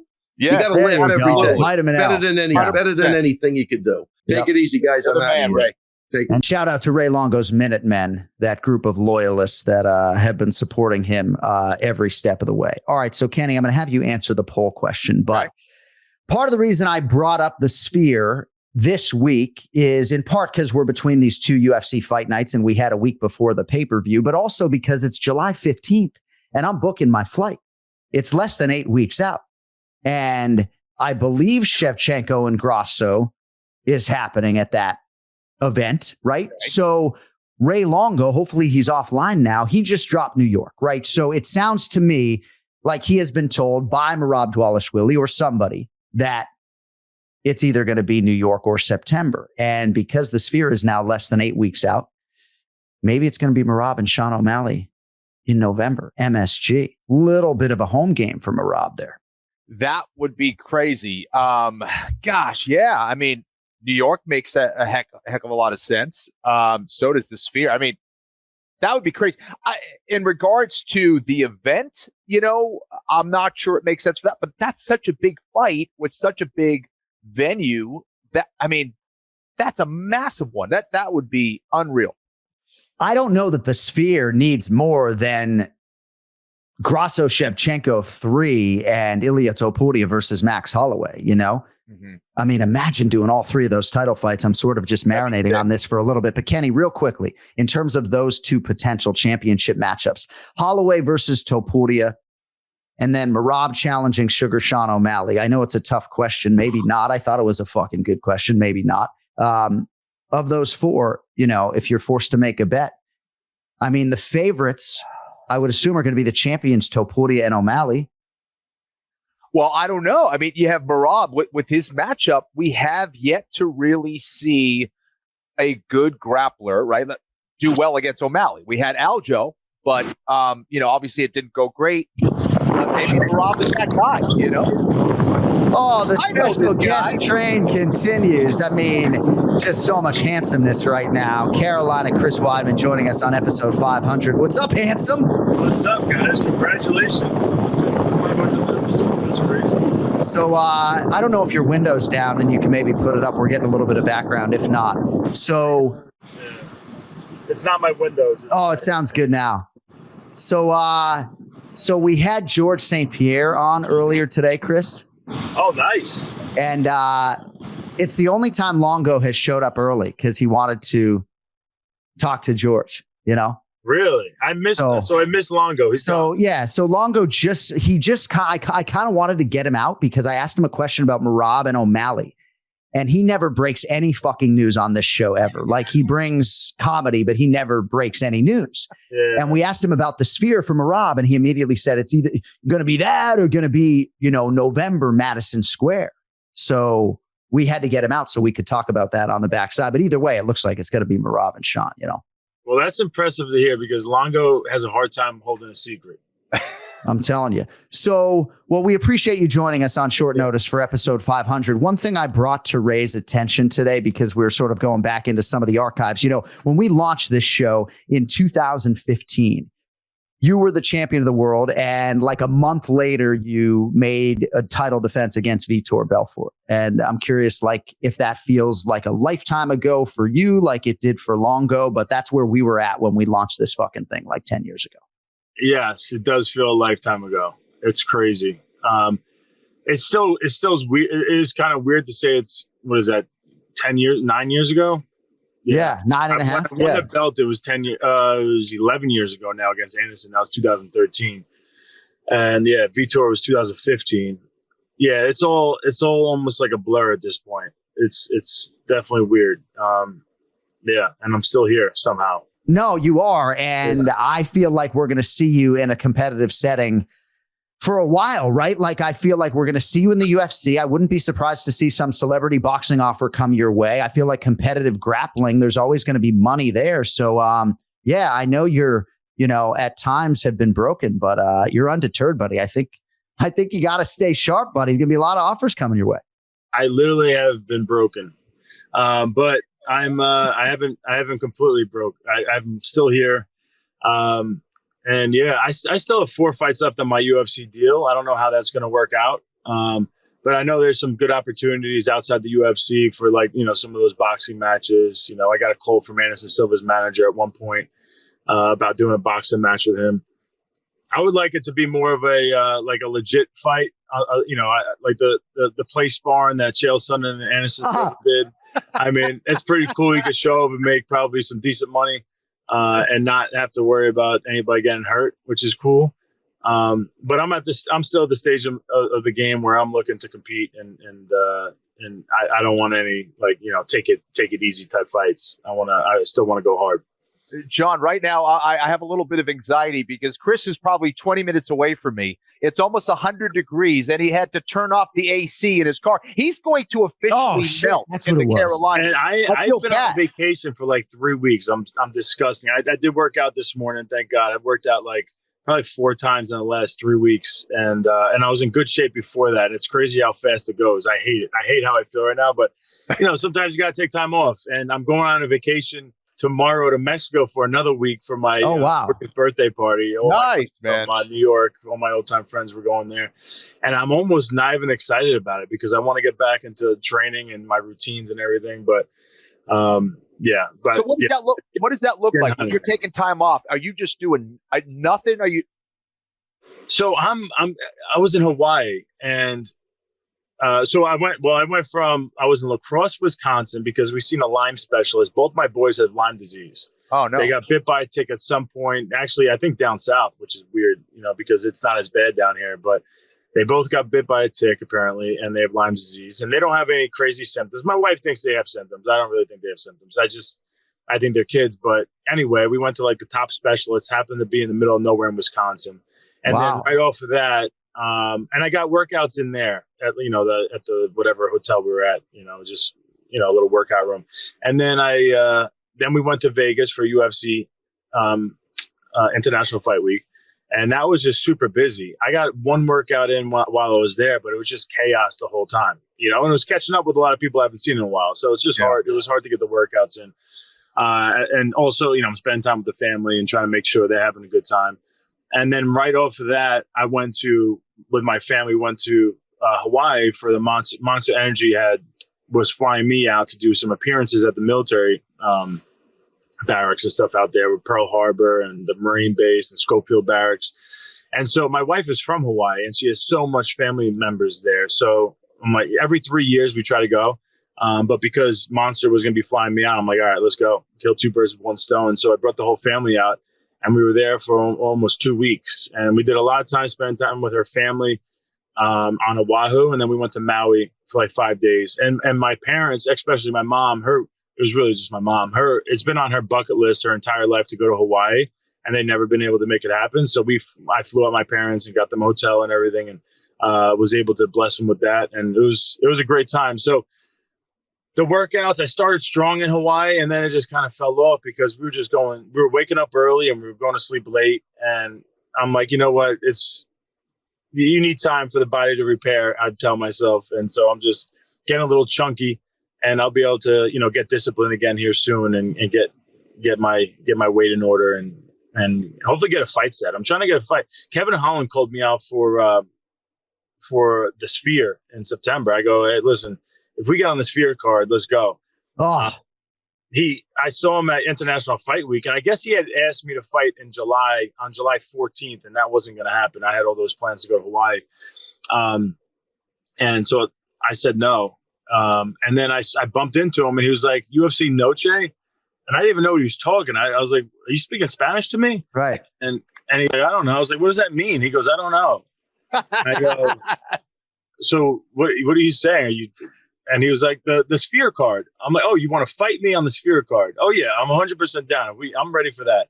But if it's not the Sphere card, because I know that's probably a long shot, I'd probably get on that card. I'm at Madison Square Garden card in November. Yeah. That'd be huge, though, to have you and Kevin on that Noche UFC card. And he competed on that show last year, actually, and helped sell some tickets. So that is interesting. So I would love, I'm going to tell the UFC, I fought Bruno Silva the last fight. He's a tough guy, man. He had a close fight with, what's his name? Pereira, not too long ago, like a year and a half ago. He's a tough dude. Nobody really knows him. And so it's like, you don't get much out of a win. So I want to fight big name guys, some fun fights, guys high in the rankings or just big names, fun fights. I'm 40 years old now. I've done a lot in this sport. And so, after coming back from the leg injury and everything, getting my legs kicked in the first fight against Brad Tavares, then able to get another round fight pretty quick against another guy, Bruno Silva. And a win. And got the win. Was able to throw my kicks again. I defended leg kicks. I felt way better. Now I'm ready for some top flight competition and some big names, fun fights, to finish off the career. And you are the biggest fight for a lot of people in that division other than a title eliminator or a championship fight. So the world is still going to be your oyster in a lot of respects. I just bring up celebrity boxing because I feel like by the way, can I just say this? Some people do research for me because I'm the worst at this type of stuff, but they stole my ranking too. I have no ranking and it's kind of BS. When I went up to 205 to fight, what's his name? Dominic Reyes. And then I lost and I went back down to 85. I never had a ranking again. They just took my ranking. I was like 6, or 7. I don't know what I was. I want someone to go back and see. And then I went back down to middleweight and never had it again. And that fight after I lost to Dominic Reyes went and I thought beat John Jones that next fight. And so I shouldn't have just lost my rankings completely. Right. And I went back to 85 and it's just like I didn't exist anymore. Yeah. And you know what? I'm standing up for myself now. I want to find out what the hell happened to my ranking. Well, dude, you got me focused on the Sphere thing, but if Kevin Holland has a ranking, just thinking about your walkout song with the stars and stripes across that Sphere, dude, it's really a unique live event. And as one of the 10 or so biggest names on this roster, I think you're one of the few guys who, if they called about the Sphere, they might take that call, so. That would be sick. Especially if you're and I'm your married. teammate too, my might wife be. is Hawaiian Puerto Rican. My kids are got some. There you go. In them, you know, I like a little flavor to me. Yeah. Hey, before I let you go, I am the all American, so it'd be good to bring an American guy in there. Hey, before I let you go, because I want to be respectful of your time, and thanks for hopping on. In terms of your television career, I think a lot of us who follow you on social media saw you prepping in your room, surrounded by children. I think there was actually a child on your back as you were trying to watch film at one point in time.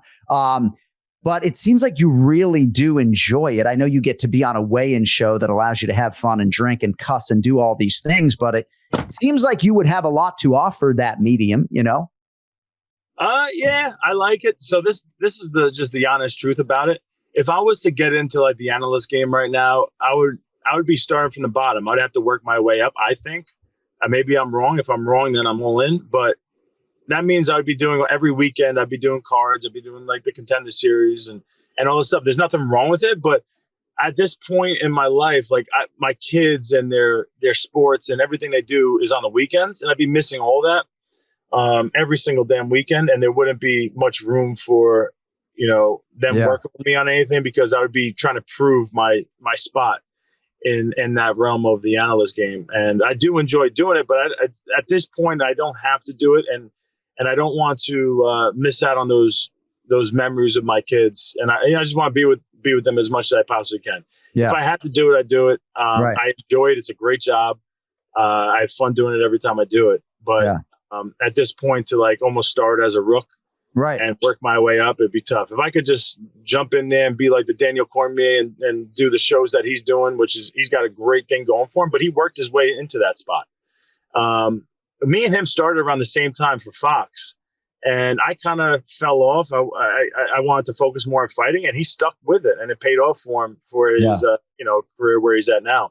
But I don't think I could start from the bottom and work my way up. I'd be missing too many things with my kids, and I'd hate myself for it. But that's what the weigh-in show is great. It's pay-per-views. Yeah. And it's actually only domestic. It's only when it's in the country. They asked me to come out, and I have a great time doing it.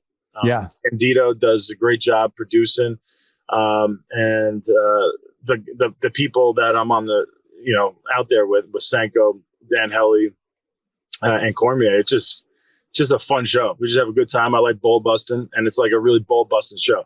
Yeah, it's a good fit. It's a good perfect fit. The analyst thing, you got to do rehearsals. It's a little bit more serious. A lot of shit that doesn't have to do with fighting too. A lot of obligations, Yeah. So well, thank you, buddy. And I only bring up the celebrity boxing because you could fight 4 or 5 more times in the UFC, and because of your name value, those offers are going to come. And all of a sudden you make $175,000 a show. And I'm not talking about like, Chael Sonnen and Anderson Silva type fights, Chris. I'm talking about training camps on the front end of these things, but you make a lot more on one night to do that than to call fights, That's true, but it doesn't last as long. So I wouldn't be doing it for $170,000 to show. I know that's a good chunk, but it doesn't last forever. So I'd be trying to make millions doing that if I was going to. KenFlo's number's 300,000. That'd be no, keep going. Yeah. Retirement plan. That would be like the retirement plan stuff. I mean, Anderson Silva and those guys, they're not making, I don't think they're making like 175,000. They're making millions. Yeah. Yeah. That's a terrible number by me. Hey, thanks for coming on. One of our all-time favorites. And I think a lot of fat people watching this are looking at you saying you're a little out of shape and thinking you're fucking nuts, too. Yeah. You could do it too. Hey, thank you, buddy. You're the man. All right. Hey, thanks for having me. I'm sorry I missed Longo, but it's good seeing you guys. That's my fault. I got him out too early. Thank you, buddy. All right. Take care, guys. There he is. Future UFC Hall of Famer, former undisputed UFC middleweight champion, Chris Weidman, with us here on the Anik and Florian podcast. Yeah, coming off a win, 4 fights left. Sometimes you wonder contractually how they'll handle one athlete versus another, but I just think there are a lot of potential opportunities for a guy like that just based upon what he's done, Definitely. And man, hopefully he gets that fight in the Sphere. That'd be cool. So Anderson Silva, per Overtime Heroics, was guaranteed between $500,000 and $1 million in his return to boxing against Julio Cesar Chavez Jr. in 2021. So sounds about right. Uriah Hall, UFC fight in 2020, reportedly took home $620,000. $500,000 for his fight against Jake Paul. Either way, thanks to Weidman for joining us. I was going to have him surprise Longo, but Longo got so hard for George St. Pierre that he showed up at 11:20 a.m. Eastern time. But thanks to the great Chris Weidman for joining us today here on the Anik Florian podcast. All right, now with us on this 500th episode, Dominic Cruz will be like, what the fuck are you talking about for 500 episodes? I don't even know, but it's episode 500, and we are thrilled, honored, humbled to be joined by one of the most beloved and accomplished mixed martial arts fighters of all time, former interim lightweight champion, Dustin Poirier. DP, it's great to see you, buddy. How we doing? Doing good, man. Thank you guys for having me on, and congrats on the 500th episode. Well, thank you, man. So I saw you recently in Vegas, and then I believe you were in New York. Where are you now exactly? Can you hear me? Yeah, I hear you. He may not okay, hear us. Sorry. Something went off. I didn't hear anything you said. I'm just curious, where in the world are you right now? Are you back home now? Dude, I'm where Daniel Cormier never comes. I'm in Lafayette, Louisiana. Too good, man. Too good.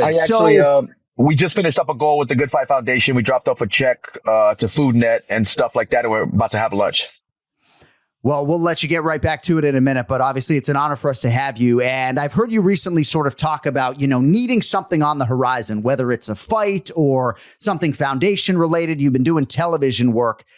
Do you think coaching, even if it was selectively having a few athletes that you cornered in a big show, would be something that allowed you to scratch some sort of competitive itch? Like, does that appeal to you at all? It does. The thing that doesn't is building a fighter up from a kid and teaching them the basics of jiu-jitsu and the fundamental stuff. I have before worked with other guys who have already established, have careers already and helped them out where I see I can. And I love going through fight week with them and, making the walk to the cage and cornering them. I enjoy that stuff, but it's to not have like a structured school. It's how do I do that? It's hard to just jump in people's corners. So it's guys who I've trained with in the past and have experience with in the gym at American Top Team who I help out with. Is that something you'd like to do in the future, is kind of be a mentor or a coach for other guys? Yeah, right now, it's not something I'm chasing, but I do enjoy it for sure. Is there someone either at ATT or someone that you've worked with or seen that you think, we should keep an eye out for, someone who you think can really go far in this sport that maybe is just starting their career or isn't in the UFC yet? I think there was one named Johnny Eblin, but now the whole world knows about him. When people were asking me this same question, a few years ago, I was saying, man, this guy right here is incredible. And now he's a world champion and he's, creating his own legacy. But another guy I think who has a lot of upside is a guy named Cody Law. I believe he's fighting in the PFL now. He was with Bellator. A longtime wrestler, does his camps at American Top Team, but he can box. I think he has an amateur boxing background as well. He can box, has good jiu-jitsu, his cardio is good, and he's committed to the fight game. So I think Cody's going to go far. And Dustin, I know you've mentioned that you want to do at least one more fight. How does that mind shift a little bit? You've been in pursuit of that world championship for so long, and now you say you want to have one more fight. Does it shift if at all? It's just the shift needs to be internally about what the motivation for a fighting is, because if it's not about the world title, why am I fighting? And and after the Islam fight, when I got back home, Kenny, I thought maybe this is it. And then a few weeks went by, injuries started hurting less and less, post fight. And I was like, I got to do this again. I've never lost 2 in a row. I can't leave this sport on a loss. Yeah. But at the same time, it's I want to be 100% in it if I'm going to do it again, because I don't want to disrespect the sport or, I honor this stuff I do. And I just want to do it right. But I just want to get my hand raised and leave on my terms with a win, man. But nothing's guaranteed. I go back out there and somebody could whip my ass. That's the thing. Well, and the other thing too is that you're still so good right now.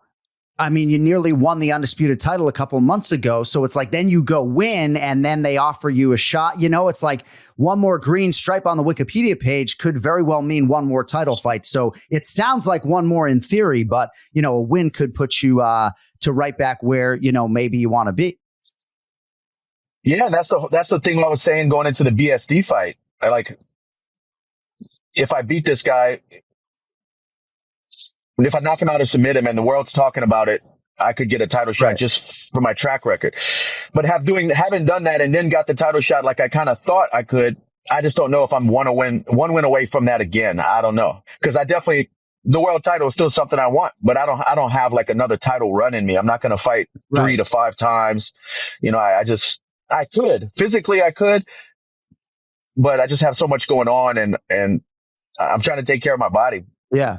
Well, in terms of this one fight, you and I had a discussion recently, and I know you don't like when I put the shine on your TV work, but you did a great job and your voice just carries so much weight no matter what's coming out of your mouth. But as we were talking off camera about one more fight, possible last hurrah or not, when we talk about opponents, there aren't like a ton of them that make a lot of fiscal and competitive sense. One name that I suggested was Nate Diaz, and I don't know if it's 75% majority, but I got a lot of the fan base coming at me or scoffing at the notion that Poirier versus Diaz in 2024 is competitive and that you're not like a 5-1 favorite to beat him. I don't know if you have any thoughts on that. The thing with the Diaz is, I'm in contact with the UFC behind the scenes about my next moves all the time. Like we talk, when do I want to fight again? How bad are my injuries? Things like that. And when I brought his name up, the last time I brought his name up, they didn't want to talk about him. They didn't want to do business. He's just, a lot of fans don't know behind the scenes, he's such a struggle to deal with that I think they just don't want to do it anymore. But if it came around, if that was something that was a reality, I 100% would take the fight right now, sign a contract today. And Nate knows that because I've done it a few times and he can say what he wants. Every time a fight has fell apart with me and him, it's been on his side. It's been him over negotiating.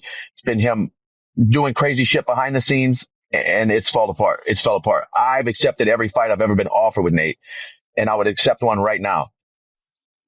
All right, 2 more questions with Dustin Poirier, one having to do with what you just mentioned. Do you believe, and journalistically, you're not supposed to ask yes or no questions, but do you believe that your next opponent will come out of this batch of names? Okay. Nate Diaz, Conor McGregor, Alexander Volkanovski, Justin Gaethje, Max Holloway, Charles Oliveira, Colby Covington. 100%. I mean, I can't fucking come up with anybody else. Those are some big ass names, man. You're in a good position there, Dustin. Yeah, for sure. Yeah. If I do fight again, and when I do fight again, it'll be definitely one of those guys you just said. And, I think Covington's probably too much noise. You're looking for reliability, somebody to show up on the date with all due respect, and maybe the preamble with that would be less than desirable. All right, last question having to do with fame. So how do you deal with fame? I would imagine your profile every 6 months even just gets bigger and bigger. Obviously, when you're home and on the road, it's different. But how do you deal with fame? That's kind of a crazy, deep question, but kind of crazy. Like, I don't know. It's cool, but I don't really deal. I don't know how to answer that. I don't really have to deal with it. I don't really have to deal with it. Deal with it. I mean, you're on a TV set and you have producers telling you that you need to get mic'd up and you're acknowledging the fans and taking pictures with fans. So you're very much a man of the people. I've seen other athletes not be nice to people, I guess I didn't phrase the question well when I say, how do you deal with it? But is it beyond your wildest expectation? Because I certainly never wanted to be famous. And when I was with KenFlo in Vegas recently, I sort of said recently, like, dude, it's just getting to be a little much, And I'm not an athlete, bro. I just have a microphone. Dude, unless I'm in a rush with my daughter or something, like going through a grocery store or through an airport where I'm in a time thing, I don't mind at all. I'm happy to see people it makes me happy to see people happy to see me. It's like it works in my favor too. So they're pumped up to meet me. I'm pumped up that they're excited to meet me because I'm me. It's not a big deal to me, but I don't know. No, it's a good answer. I guess it's like the other day, it's like I'm high as a billy goat and I go to my front door and it's United Air Conditioning. And it's like, next thing you know, I'm taking a picture in my podcast studio up in my master bedroom with the AC guy and I'm stoned. And it's like, maybe I just need to be more aware. I love the fans. I'm just not always ready, I guess, You got to be ready, man. You got to be ready.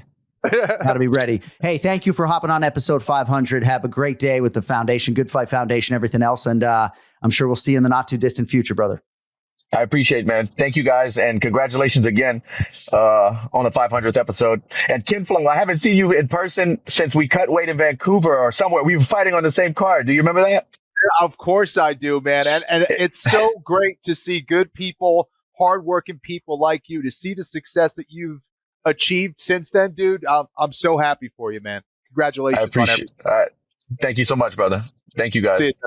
Thank you, man. Yeah. Appreciate you very much. Dustin Poirier, the living legend, with us here on the Anik and Florian podcast. So recently I was asked to come up with the top 3 moments in Dustin Poirier's career. What a difficult exercise, right? He'll go into the modern era wing of the UFC Hall of Fame on the merits of what he has accomplished. But in terms of a fight of his, I think the Dan Hooker fight for me would be the one that I would put in the Hall of Fame. There are others, obviously. I mean, he's had so many legendary fights, Max Holloway and Justin Gaethje, Eddie Alvarez. There's tons. But gosh, that fight, June of 2020, and that second round at the UFC Apex, Dustin Poirier against Dan Hooker, one of the most memorable rounds that I have ever called. All right, real quickly, that list of potential Poirier opponents. Nate Diaz, Conor McGregor, Alexander Volkanovski, Justin Gaethje, which would be 3. Max Holloway would be 3. Colby Covington, Charles Oliveira. Oliveira would be 2. Any thoughts on those particular matchups, knowing that the UFC maybe is lukewarm on Nate Diaz and knowing that the Conor McGregor quadrilogy or tetralogy, 4th fight, probably not going to happen anytime soon? A tremendous list, my friend. Justin Gaethje is the one that stands out. I think, you finish the trilogy, you have the trilogy to build up. For where both of those men are in their careers, I think it makes sense. So that's a juicy one, man. Let's do it. Yeah, it's going to be interesting to see what they do. And again, depending on who that matchup is, if it's Dustin Poirier against Charles Dubrox Oliveira, you go beat Charles, right? You're probably not going to submit your retirement paperwork and get out of the drug testing pool. Some man who is never in any drug testing pool. I wonder if he tests his employee at the Paradise Canteen of Las Vegas. Big Ron Pellegrino, live from the Villa at the Virgin Hotels. My man, no 500th episode would be complete without your face. Do you drug test your bartenders and your servers? Yeah, we have a different way. When they hire them, when I hire them, I roll a joint and I hand it to them. If they don't light it, they're out. Right. There you go. Yeah. Let's test you if you can finish this. Yeah. So I know you enjoyed the watch party over the weekend. I sort of, and by the way, Ray Longo earlier today suggested you are a future, if not present, star. So he's chips in the center of the table on buying on Big Ron Pellegrino. But, Italian it seemed like he was, sorry, seems like we have a little delay. It seems as though his comedy this weekend, I maybe misinterpreted as him sort of taking a shot at KenFlo's body language or something. Like KenFlo was locked in and Longo was giving him a hard time the whole time. He was giving it to him, pal. Listen, the one thing about Longo, man, late nights, you don't know. He's got turkey burgers coming in. We met his wife. God only knows what's happening. So real quick, and I don't want to perseverate on this, but I welcome in Longo on the watch party, and I say, 90 minutes on a Saturday night, you're super gracious. And then he makes a joke about the 90 minutes right off the bat. And I didn't interpret that necessarily as a joke. So then I'm wondering and texting Cody, like, does this dude want to leave after Jean Lord Silva gets his bonus, right? Like, he puts me in a tough spot. Well, listen. The old timers, they make up their own rules first and foremost. We're just here living in Longo's world, pal. All right. Maybe I misinterpreted that, So are you like Longo that when you're 65, Vina Janjidoba and Amanda Lemos are going to take precedence over any other Saturday night recreational activity? Yeah. I don't see it changing, man. I'm a psycho for this stuff. I love it. I can't get enough of it. Every Saturday that's dark is just like, wah, wah, wah. So unfortunately, I'll probably be just like Longo. So, Kenny, I want to say that I'm like Big Ron and I'm like Ray. And I've said to you, I'll buy every UFC pay-per-view as long as I live. I don't like to casino gamble as much as I used to because I just get absolutely fucking destroyed in a minute. You know, like I'll go play blackjack with $400 and I play for 90 seconds, you know? So, but when I think about recreational things to do when the sun sets, you know, yeah, UFC fight nights are appealing. I just don't know that when I'm 60, if I live that long, that I'm 41 Saturday nights a year, Kenny. Like if you weren't doing this podcast, are you watching 5-6 hours of MMA like these junkies and psychos this weekend? You're on mute. You're on mute. Do you have your "you're on mute" mug, by the way, Kenny, or no? Because you haven't done that in a long time. I need the shirt. I need like right on my forehead so I can see it. So I will say this: I'll watch for particular fighters. If there's a fighter that I want to see him compete, if there's a good fight, I'll watch that individual fight. But if it's a card that I don't really care too much about, no, I'm not going to watch. I'll hang out with the family. I'll go do something. I'll go out to dinner, whatever. So, yeah. I won't watch everything just for the sake of watching it, but for preparation of the show and all that stuff, I'm watching, of course. So, from a matchmaking standpoint, what's that, Ron? I'm saying I watch the Contender Series for Christ's sakes. You know what I mean? But believe it or not, I do it because I feel like you could steal some lines on those guys when they do make their actual debut. You know what I mean? Even if they're in a loss, people put up great, because that's a total different vibe of fight. They're trying to finish people, so a win or a loss isn't the end of the world there. Contender Series 2 or 3 hours, Ron? It's 2 hours. 2 hours, 5 fights. Yeah, I mean, that's pretty digestible, right? I watch those fights after the fact, but I don't watch that live Tuesday nights. But that would make a lot of sense for me to do from a preparatory standpoint, But during the summer, and I was going to talk about the matchmaking, I just wonder what goes into the thought process when you look annually at cards and how you might stack in certain seasons. Because right now, like I'm going to watch a ton of the fights this Saturday, in large part because there's nothing really else going on, And if this UFC fight night was happening during the college or professional football season here in America, maybe it isn't one that I would, fully wet my beak with. To that end, Vina Janjidoba, Kakara, Amanda Lemos, Ron, is your main event this weekend. Longo really seems to like Vina for more reasons than one. She's minus 142 on DraftKings Sportsbook right now. Any thoughts on that? Vina Karkara Janjidoba. Yeah, I mean, she's like 13 people. Karkara Janjidoba. What just happened? Cody, nice one. One more time. Vina Karkara Janjidoba. Virna Karkara. So good. So Wait good. a minute, one more time. Virna Karkara Janjidoba. Vina Karkara Janjidoba. I don't even know how to do that. Hey, before you make your prediction, Cody, I'm going to need it one more time. Do you have the full thing, including the second half where she says it's super slow? I'm sorry if this annoys people. Virna Karkara Janjidoba. Virna Karkara Janjidoba. I mean, that equipment sounds better than Ron's professional gear in Vegas, which, by the way, sounds mint, even if there's a delay. Can you give us a pick on the fight of some kind? Okay, so Lemos got subbed. I think she got subbed by Andrade. Who choked her out? I'm trying to remember. She's susceptible to that. And I'm not going to... Janjidoba?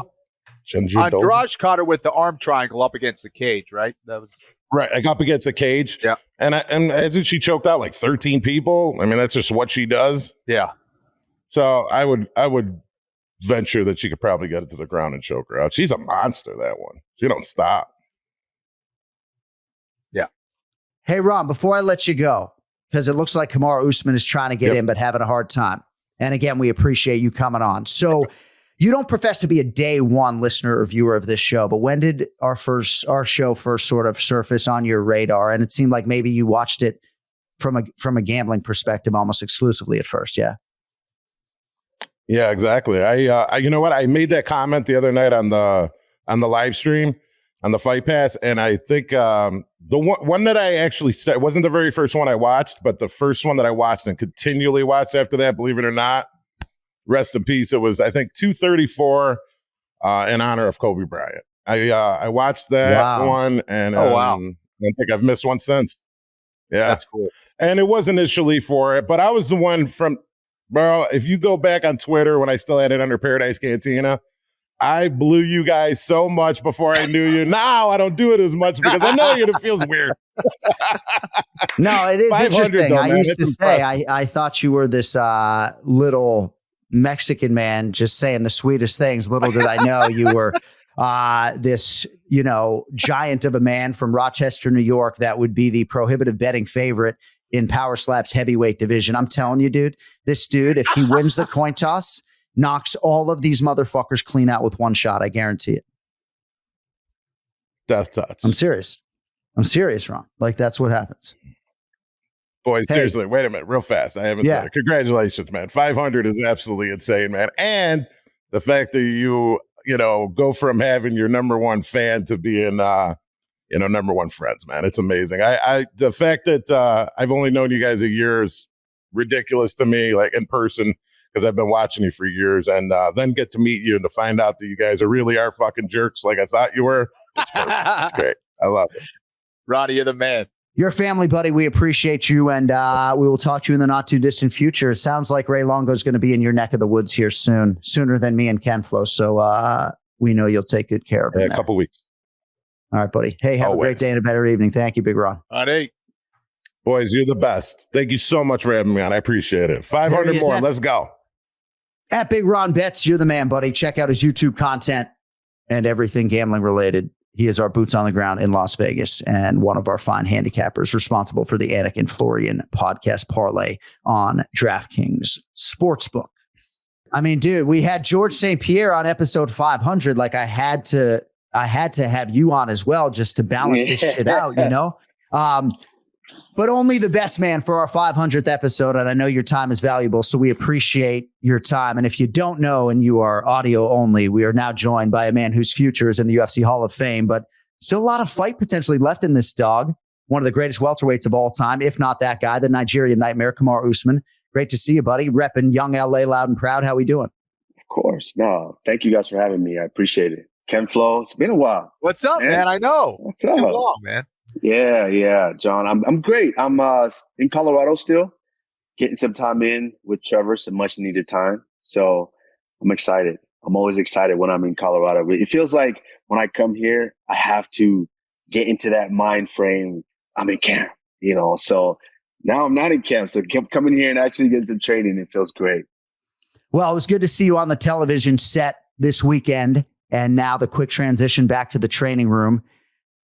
Very kind of you to join us on this 500th episode. Now, in terms of your fashion and your style, we've talked about it on this podcast before, right? Acknowledging you as the best dressed UFC fighter. Dean Thomas has this bit now where he tries to sort of be you, and I'm not sure he can pull it off, but we have an image of you in some sort of teal or turquoise number, bro, from your Instagram. And dude, I mean, that's just strong to fucking quite strong, man. Hey, you know what's funny, John? I appreciate you bringing that up. You know what's funny is everyone, people try to poke fun at me and make fun, and they were just like, hey, listen, everything was on point. It looked great. It was for my shoot for GQ.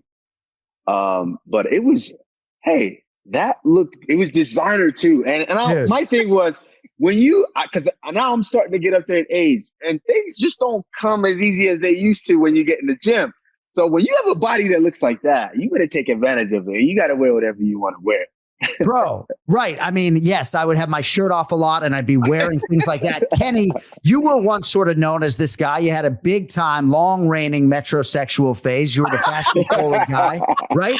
But dude, this man, like, I'm serious. I mean, this man, right, this man knows how to dress and he looks the fucking part every time. I never had a shirt, or nor was I ever in good enough shape where you could tell that I had a six pack while I had a shirt on. Like, that's insane, dude. No, I got a lot of crap for it, but it is what I love it. That just shows that people do care. People do. they are watching. They are watching what you wear. So I appreciate it. All the hate, all the goods, the good things, the bad things. I appreciate it all. Well, they're also watching what you're not doing in the octagon, which is a lot of your content, pound for pound, blowing up on YouTube, obviously. So congratulations on that. On Instagram, it is at pound for pound, the number 4. Seems like you're really starting to enjoy cracking a mic, not just sort of on the ESPN front like last weekend, but you and Henry pushing out content, you know? Yeah. It was just one of those things to where I felt like, especially Henry, he has a lot of knowledge.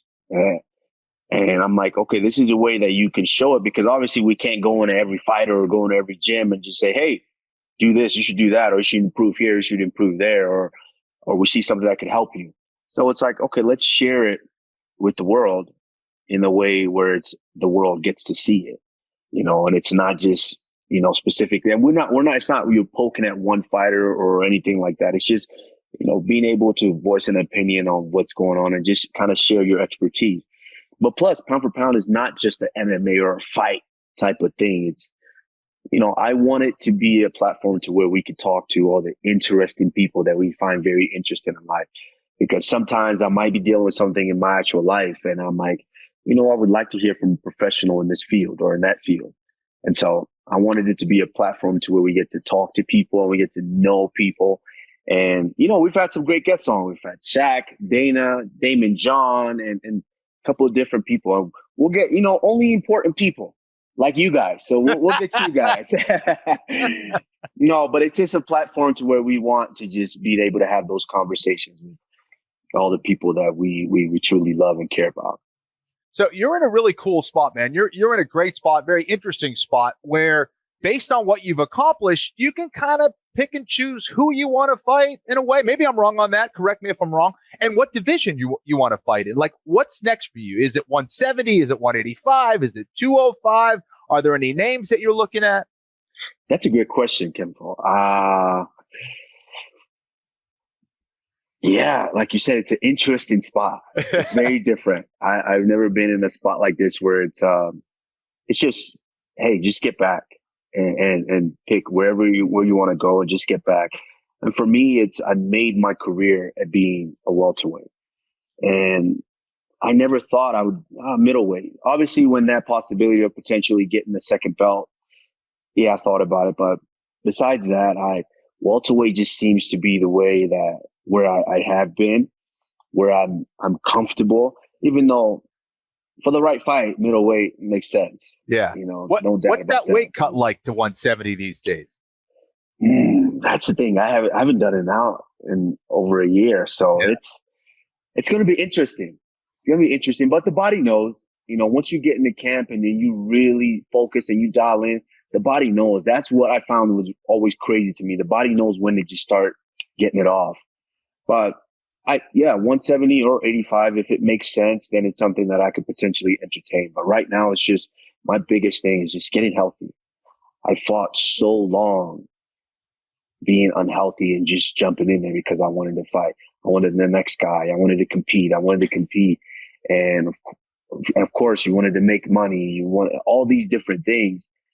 To where it forces you know this, KenFlo, as a fighter, it forces you to say, yeah, that hurts. I should probably get that fixed, but I'll wait. I'll do it after the fight. And so now I'm just in a position to where it's like, let's get all these done. So I know I'm at the tail end. Let me finish the career the right way and decide what else I want to do. So I'm just getting healthy right now, KenFlo. That's well, the answer. I'm probably sniping this question from Mr. Anik here, but what's your breakdown and what's your pick of this upcoming welterweight championship fight between Bilal and Leon? It's an interesting fight because I think both guys are talented in both ways. Leon, I would say the best thing about Leon's very sharp. He's very sharp in his movement and his quick twitch. He's very sharp, but where we've kind of seen him, it's almost like a hesitation to where he's like, he doesn't pull the trigger when he needs to pull the trigger and actually turn on that kill switch and go get you out of there. And I saw that even in his last fight with Covington. He was much sharper. And he had some opportunities there where he could have landed some nice strikes and potentially got Covington out of there. But it's almost like he hesitates. And I think that hesitation might be from not wanting to be fatigued over the 5 rounds. But And that's where I think is going to play a factor in this fight, because Bilal can just go like that, to where Leon can start out really, really hot first round, and then it kind of dips, and then it goes like this. And you started to see it in their fight that obviously it ended in an eye poke. But you started to see it. Leon came out throwing nice combinations, really, really good head kicks.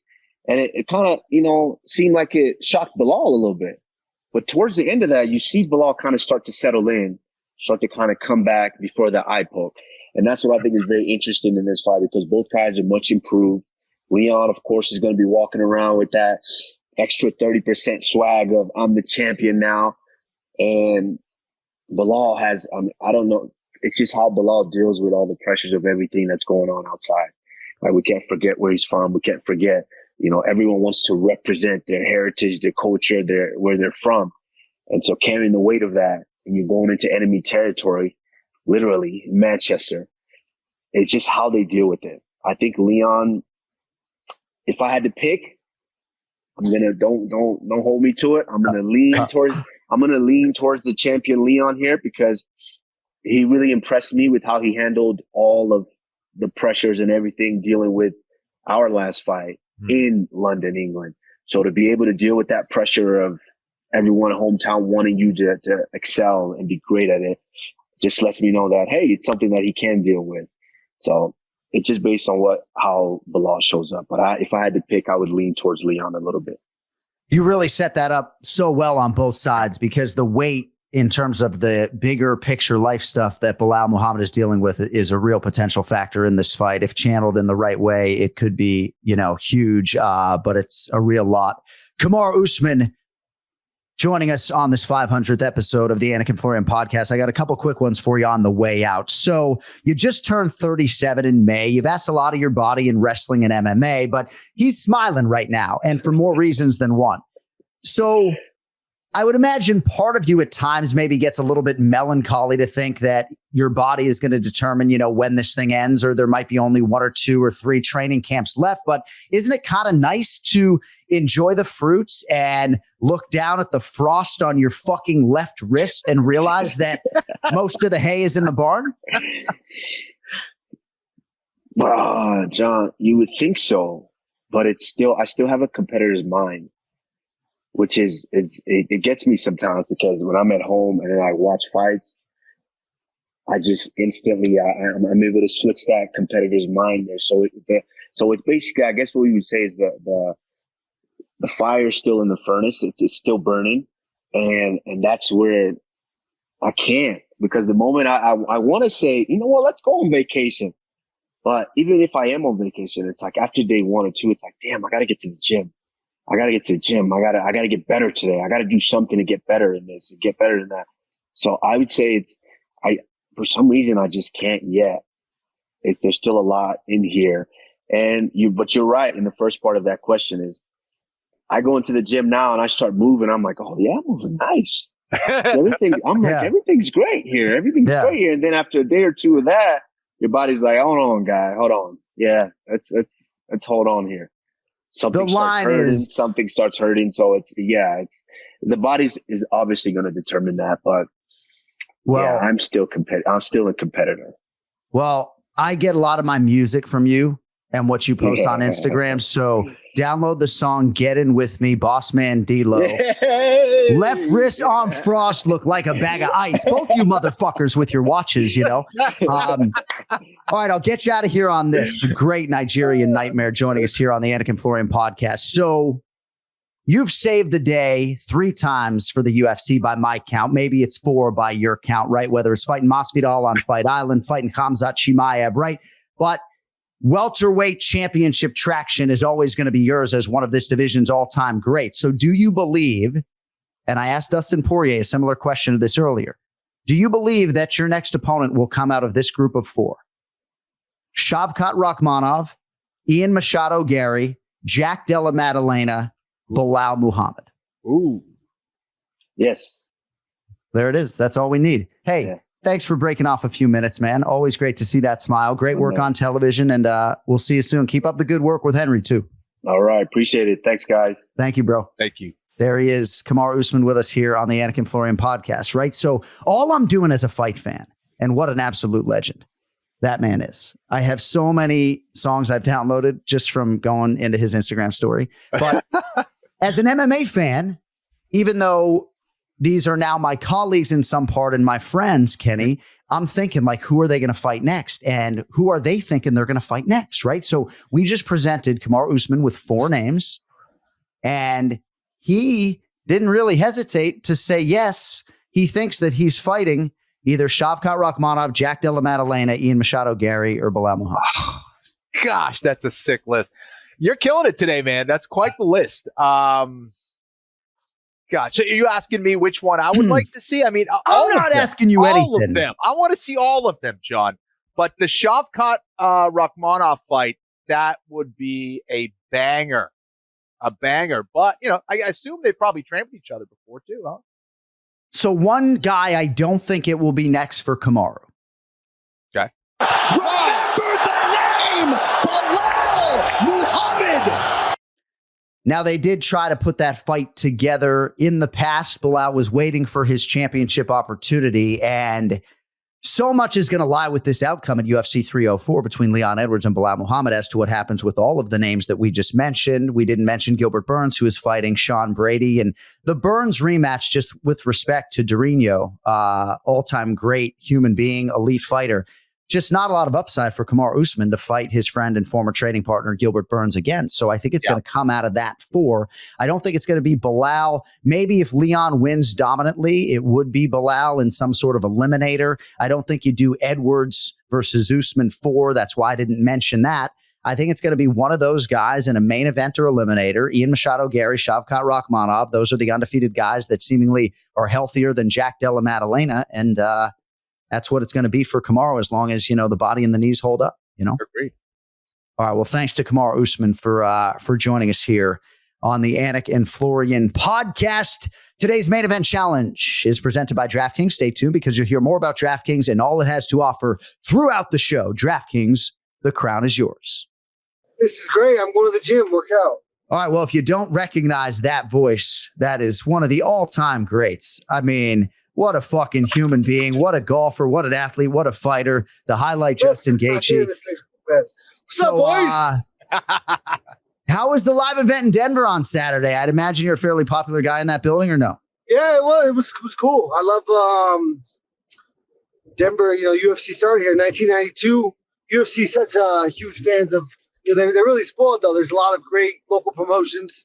So you got to bring some really good fights to get these guys hyped up, and it delivered. You know, they on paper it might not have said it was going to be a great night, but it was a great night of fights. There were some great fights, some good knockouts, competitive fights, and I think the fans had a good time. So, how much golf you been playing relative to mixed martial arts training over the last couple weeks? Yeah. I said 90-10, 90% golf. 90% golf. That's good. That's the way it should be. So, I'm back to training though. I'm getting back to the gym. In it all week this week. I was in it all week last week. But I'm playing like 2 or 3 times a week right now on average. How are you how is your golf game, all things considered? I know at the Patrick Mahomes charity tournament a couple weeks after UFC 300, one of the guys was working with you on your length because you really are a good golfer with so much, like, I don't know, pro-am type potential to really excel. But you weren't always the longest guy. Like, has that length translated now that you're home? Yeah, the difference in my golf game from that day to now is so extraordinarily different. It's insane. Wow. If I'm 185, I'm hitting a 7-iron, possibly right now. And on that day, at that tournament, 185, I'm hitting probably my 3 hybrid. That's insane. My 4-iron probably. Yeah. Like, it was stupid how it's. Maybe my 4 or 5. I don't know, but yeah, it was dumb. Hey, I know Kenny's going to ask you about fighting, but my producer's messaging me something about you getting shafted at the celebrity golf tournament at Tahoe last weekend. What happened? I mean, I didn't get shafted necessarily. The UFC I got with Ozzy, and he said, "Yeah, I'll get you in." And they said, "Yeah." They said you're in. And so I was out here, you know, playing shit ton of golf. And then I got a call. You have to meet with the guy that, you know, created the tournament. You have to meet with them, have a phone conversation with them. So I called him on the phone, had a conversation. He said there was 90 people on the wait list, and that I was probably gonna have to wait till next year because this tournament is absolutely stacked. But I'll move more to the front of the line because they don't have anybody from the MMA world in the tournament, and they need, they want to represent all sports. So I kind of got lucky there. Well, I'll get in next year, but yeah, a little unfortunate this year. Well, it's like me. So I'm trying to get invited to Justin Gaethje's golf tournament in 2025. It seems like it's coming up here in August, I believe, in 2024. We didn't get the call this year. We're hoping next year, though. Are you doing anything August 12th? I'll be in Perth. It's okay, though. All right. This is kind of like, I'll invite you specifically because I would love to personally invite you. But this is like, I want everyone. This is a charity where I have this is my third year putting on this event. I change up the charity that I support every year. This year we're doing St. Jude. So really, it's any and all, especially my friends that want to come out and support a good cause and play some golf. That's awesome. I will absolutely. I thought you were already signed up, is what I'm saying. Hey, I will absolutely go, and I'm going to fucking donate right now, even though I'm not playing. So thanks for making me feel guilty about that. What do you have for St. Jude's is a great charity. Who would win between you and Anik? Did you get He'd crush me. He'd crush me. Chance to see Anik play? Is he any good? Anik can hit the ball. I don't know that Anik has enough time like I do to put into golf. I think if he played as much as I did, he would be just as good as me, obviously. But golf is crazy, man. Like, it's so hard to be consistent and it's got to be out there. Since I fought, I've played over 60 times. Wow. I mean, it's like fighting, right? It's a perishable skill for sure. Justin, anytime I hear an interview, whether you win or lose, you always have a great perspective on everything. You're always super respectful. You're very honest in your own assessment of the game. Where do you get that from? Because, you've been a competitor your whole life, but there's been a lot of other athletes, but they don't have that same kind of approach. So where do you think you get that mindset from or that perspective? Yeah, I think I get it from, first and foremost, my parents. My parents are absolutely amazing people. Anybody, my best part of one of my favorite parts about this is coming along, going on all these trips and getting to take them across the world and get to meet so many people. They're amazing people. And, my faith, because of them, my faith is strong. It has been since I was a child. And then, just coming from a small community where everybody's there to work and make a life and make a living and support each other. No one's there to be a victim and wonder why not them and why me. And, it's just never been a way of life for me. It's always been, ways to persevere and look past situations, understand that I'm only in control of a very few amount of things, and those things I can't control. And if I want to change the world, I have to cause ripples in my immediate circle. And I learned that through my family and my faith in the community that I grew up in Arizona. Well, I kind of want to talk to you about that a little bit because I did get a chance to talk to you after your last fight against Max. And it seems like that back kick at the end of that first round may have changed things a lot for you. Is that the way you see it? Was that a game changer when he caught you with that back kick at the end of round one? No, I don't. I mean, especially in the moment, in hindsight, I could say, like maybe, I don't know, maybe possibly. Even now, I wouldn't even know for sure. Well, honestly, it didn't take away my ability to cause damage, to be, to knock him out, to win the next 4 rounds. It didn't take that away from me. So I don't think it was it was a great kick.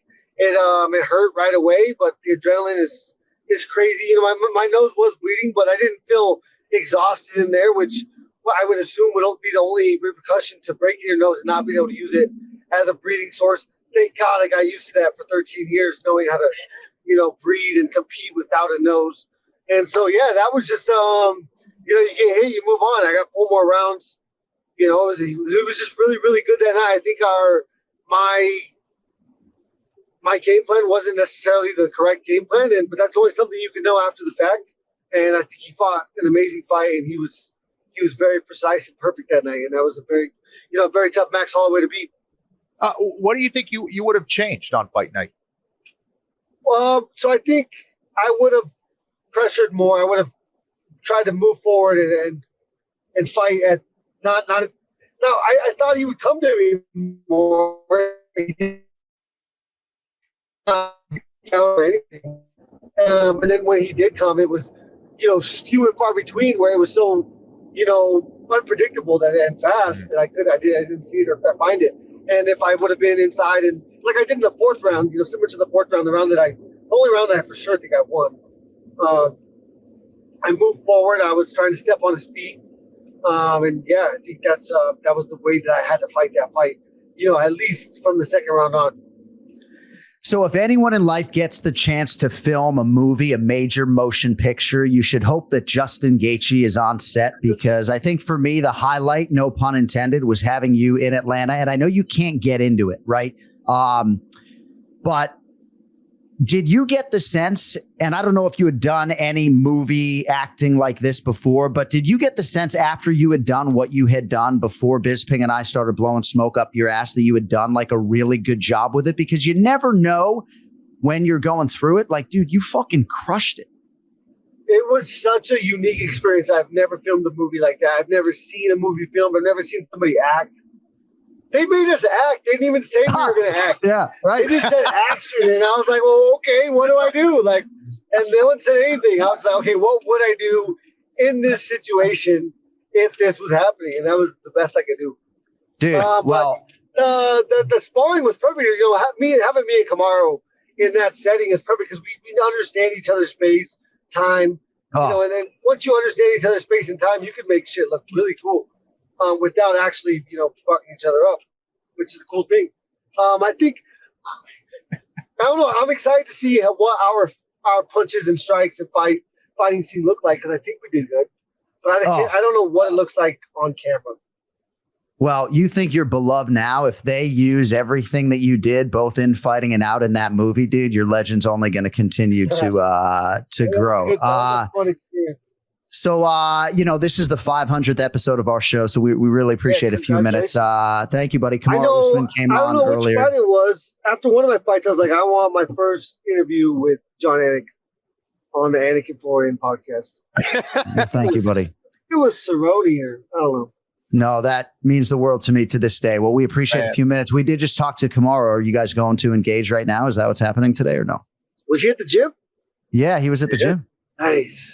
Hopefully he probably left. I haven't seen him. He's avoiding me.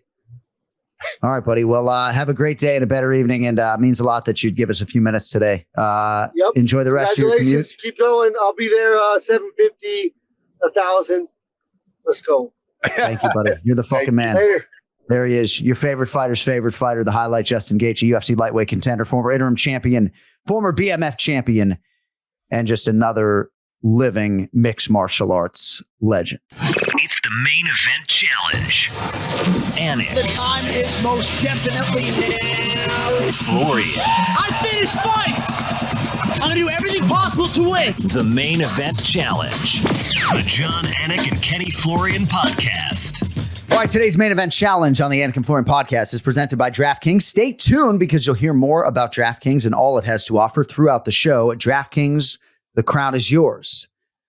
So Watch Party came together pretty quickly. We did that over the weekend, and a notable omission was Brian Petrie. We did have a lot of fucking chefs in the kitchen, like 7. But Brian, you had an inner ear surgery. You're out the other side now. How are we feeling? Feeling good, Bob. I had ears problems since I was a kid. It reared its ugly head about 6 months ago. I fought it off, act like it was nothing. Finally, wife told me to go to ENT. How to get this thing done. I had to fix some bones in my ears. There was a lot of fluid and swelling. And then a thing called ear crystals, which I didn't know was a thing, but they call severe vertigo. And I had 3 of those. So I got those bad boys out. And we're on the mend, but let's not talk about that. 500 episodes, boys. This is impressive.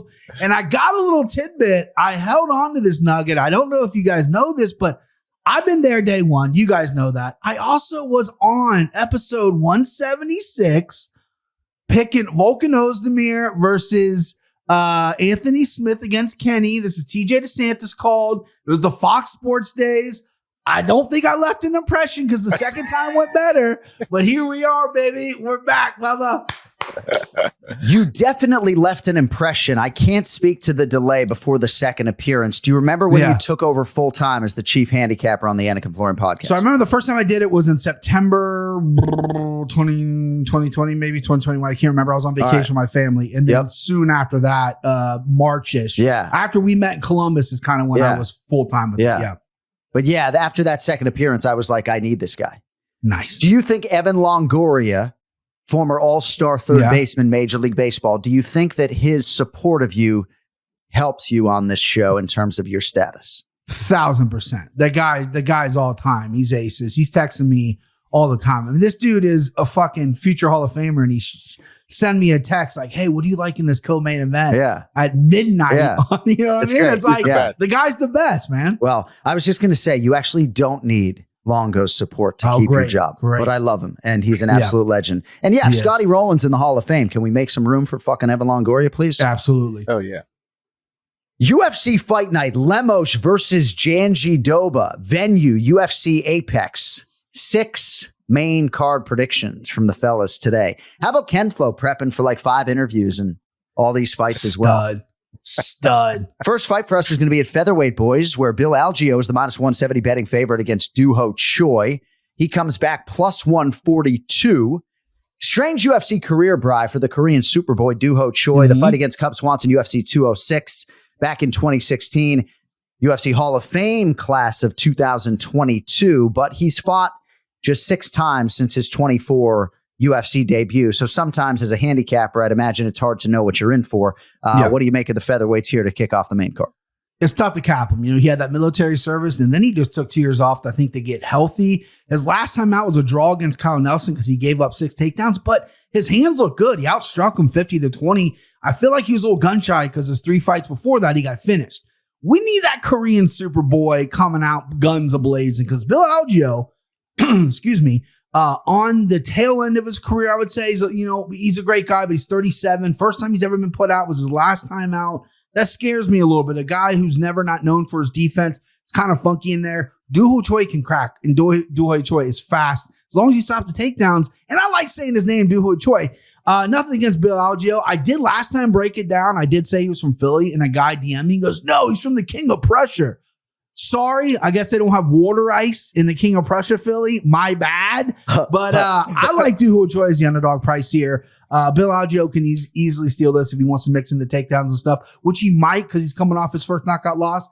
But, I don't know. There's something about the Doo-Ho Choi. And I just keep saying his name, so I'm going to bet him. I got King of Prussia, Pennsylvania in my notes as well, KenFlo. That's where Bill Algeo's out of, 35 years of age. Fought March 30th of this year. That was, of course, also against Kyle Nelson. Stopped his win streak at 2. He is the favorite here against Doo-Ho Choi. KenFlo, your thoughts? Yeah, got hurt pretty bad in that last fight. Had him winning that last fight, or picked him to win that last fight. Didn't go his way. But he's a little inconsistent. But I think that if he can mix in takedowns against Doo-Ho Choi and just use long-range strikes, I think he can pull it off. So I'm leaning towards Algeo. Curious to see how Doo-Ho Choi looks coming back after a little bit of a layoff. All right, next up, sneaky big fight here at flyweight, boys. Right, BP? You know what it is. 14th ranked Cody Durden, -122, taking on Bruno Silva, +102. Bulldog Silva out of Sao Paulo, Brazil. He's won 3 straight after going winless in his first 3 in the UFC. Hasn't fought, though, since the submission win over Tyson Nam. That was March of 2023, long time ago. Now returning against American top teams. Custom-made Cody Durden. Nice. He's probably going to reveal the custom-made nickname this weekend. Love it. Now, he had won 4 in a row not all that long ago, Bri. Coming off a loss here against Tagir Ulanbekov, who face-cranked him last December. Durden or Silva, pretty close on paper here, BP. Yeah, tough fight. Cody Durden is nails. I mean, the guy really is. I know a lot of people, he's not everyone's flavor, I guess I would just say, but I think he's a good guy, and then Bruno Silva got put through the fucking grinder in his debut, right? His first 3 fights were tough dudes, and he's rattled off some wins. He's feeling comfortable with his hands. He's good on the ground. This is going to be interesting because Cody's a guy who he likes to box a little bit, but I get a little worried because it's not the best thing in the world. He gets hit a little too much for my liking. He wants to be on top. He wants to create scrambles. He has been submitted before. Silva has that game. But I just think American Wrestling is going to win on this one. I think Cody Durden's just going to outgrind him for 3 rounds, possibly get a decision. I like the over a lot. The over is only set at like minus 310 on DraftKings right now, over 2.5. I kind of love that play right there. And moneyline Cody Durden. Nicely done, BP. Ears sound fine to me. We need those ears good. We're back. We need those ears good for the podcasts. So, Kenny, fight ready versus American Top Team here. Bruno trains in Arizona still, if I'm not mistaken. I'm curious. I'm sure somebody crunches these types of numbers as to team versus team records, but a lot of these big gyms historically have a lot of experience against one another. It's always the athletes, though, who decide it. We got Bruno Silva, custom made Cody Durden, KenFlo. Who do you like?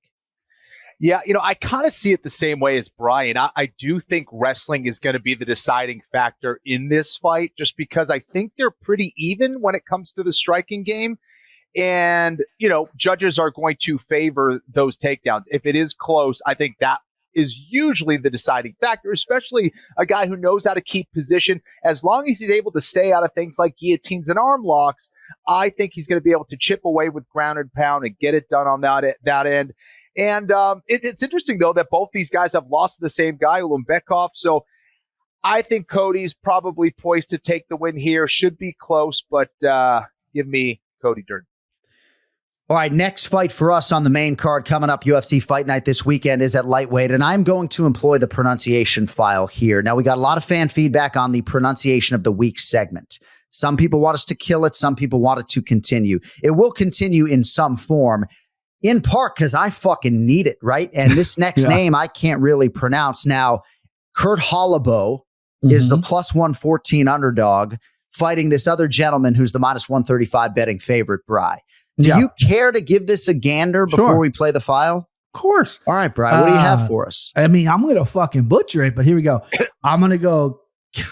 Maybe I'm not in my head about it. Now, here we go. No, fucking go. Kanyan Khrushchevsky. I mean, come on, man. It's weird how it gets in your head. And this doesn't sound like a Brazilian. You age like in reverse 25 years, and all of a sudden you sound like a 5-year-old. I mean, I'll butcher it here, but at least I'll sound 46. Sure. Kainan Khrushchevsky. I think something like Kainan Khrushchevsky. Cody, do you have that file for us, kid? Let's get nail that. Kainan Bahia Khrushchevsky.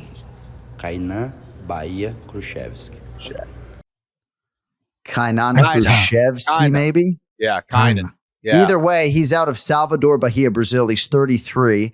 Lost his UFC debut by knockout to Elvis Brenner last year. 15-2 as a pro, Bry. Jiu-Jitsu black belt. Pretty good Muay Thai. Good strength of schedule pre-UFC. And now he draws the recent Ultimate Fighter winner, Kurt Hollabo. What do we think? We betting this fight, Bry, or what? I'm betting it. I like Khrushchevsky. And by the way, that's not a Brazilian name. That's like a Chicago guy who sells like Polish hot dog name. What are we doing here? Yeah, with the I was ski surprised. At the end of it. Huh? Born in Brazil too, if I'm not Kenny, mistaken. you got an answer for this guy. There's but no, big he's dicks in Brazil. He's very talented. I was going to go with the guy. This fight I went back and forth with. Kurt Hollabo, Bo, is a grinder. He's an old dog that's been in there with everyone. He's had his run in UFC, won the Ultimate Fighter, and he is good off his back. He's good on his feet, and he's tough to finish. But Khrushchevsky, I think this guy has it everywhere. I think this guy's really good. Yes, he lost his UFC debut versus Elvis Brenner. That dude's a fucking animal. That dude's a stud. That's okay that we lost that. Look at his fights before that fight, before the UFC fight. This dude's a dog, and he's fighting good people, and he's winning a lot of different ways. He has been knocked out twice, so obviously I'm a little worried about the feet. He is 33 years old, so he's not like this young dude coming in, but he's experienced, and he's well-rounded. And with the low number, I mean, yeah, you could take the plus money on the veteran. That's what a lot of people are going to see going to do. I think this number is going to move a little bit. Give me the new guy. Give me Khrushchevsky. Give me the Brazilian, even though he doesn't sound Brazilian. I'm riding with him. KenFlo, Khrushchevsky, the favorite. Hollabo, the underdog. Hollabo losing that Ultimate Fighter momentum. The loss to Trey Ogden.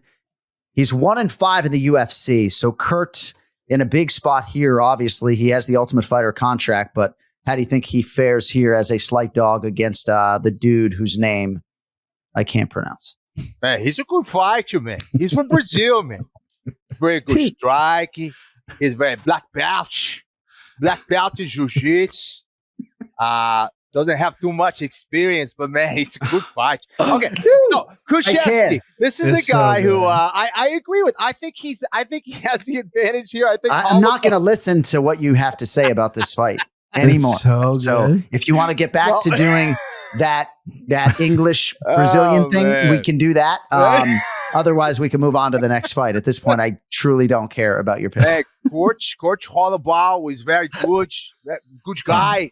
He is a good guy too, right? Human guy. Good guy, but crazy guy, man. Check down. Good check down, man. He gets on choppy, has good submission. But I think for this guy, man, I think he's much better. So I pick him, man. I think he's going to win. Dude, that is so good. Like, good. I mean, I've heard him do Connor too, Pacino. Like, I hit my Philly water ice, got crickets. This guy's over here, man. Well, he's he did this video with Renato Laranja. I don't know if you've seen HEATCH, but we're scheduled to be joined by Renato as the kicker on this 500th episode today, and gonna re-rack some of that footage for you folks, which is just spectacular. So good. The video of Piven's good too that you did a while ago. That was a good video too. Yeah. He the amount of money that Kenny, forget Bitcoin, the amount of money that Kenny left on the table by not acting is disgusting. All right. Next up, featured bout in the featherweight division, Mean Machine. Fucking love me some Mean Machine. Steve Garcia, -142, Sungwoo Choi, +120. So Steve Garcia, good fighter, good family, tough kid, legendary coaches, Greg Jackson, Mike Winklejohn. And now he's got 3 straight UFC wins, by knockout or TKO. What do you think about this one here, featured bout in the men's featherweight division? Yeah, I love that his name's Mean Machine because he doesn't, he's kind of got the thing with me. Like, I couldn't get away with Mean Machine, but he's a fucking bad dude in there, right? He's very unassuming. I slept on him for a while, but his striking's very good. His knockout is above average or way above average, in my opinion. And he's really good. He's finally finding himself as well. You can tell when he's in there and his coaches are coaching him up. They're like, bro, this is not what you do in the gym. Get your ass in there and let's go. And he really responds well to his coaches, and he's getting better and better and more confident while he's in there. Now, this is a really good matchup for him with Choi because Choi likes to stand up as well. Choi's been clipped before.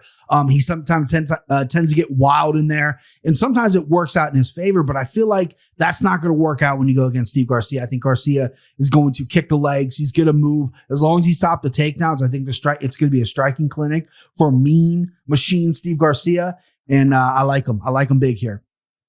Is that a Poetan t-shirt you're wearing with a fucking jaguar on it? Or a cheetah? Fire. Yeah. What is that animal? I think it's a jaguar. Jaguar. Where do you buy your Poetan t-shirt? This was it was a link in his Instagram bio. I got this. I got the shirt where he's like this, right? And they gave me a trading card with it. I mean, geez, Louise. If we're doing confessionals, Bri, if we're doing confessionals as MMA fans, there's my Poetan sticker on my laptop. I've been on the website myself. There's my fucking Poetan sticker. I've said this so many times. I can't order too much MMA because I'm the MMA guy. It's a little too on the nose. After his performance against Yuri 2, I literally ordered these shirts at midnight. I was like, I have to. And it was too hard to pick one. So this Jaguar is fire right here. I had to get this and the other one.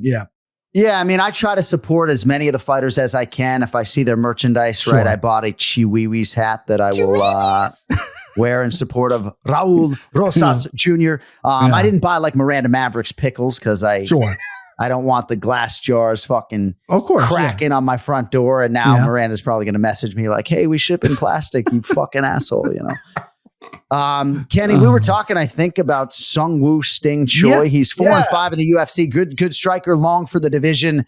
I don't know if you want to do a South Korean accent. I would suggest probably not. He's been a bit inconsistent, as the 4-5 suggests. Signature win for him, 2021 bonus winning stoppage of Julian Erosa. Pretty good matchup here, KenFlo. Give us a prediction here in 30 seconds or less, if you would. Yeah, that would be our last episode, 500 episodes. But at least we made it to 500. I'm going to keep it short here. I like Steve Garcia here. I'm surprised that the odds are this close, so I'm going to go with Steve. Steve Garcia, if he can make it 4 in a row, be very interesting. Yeah.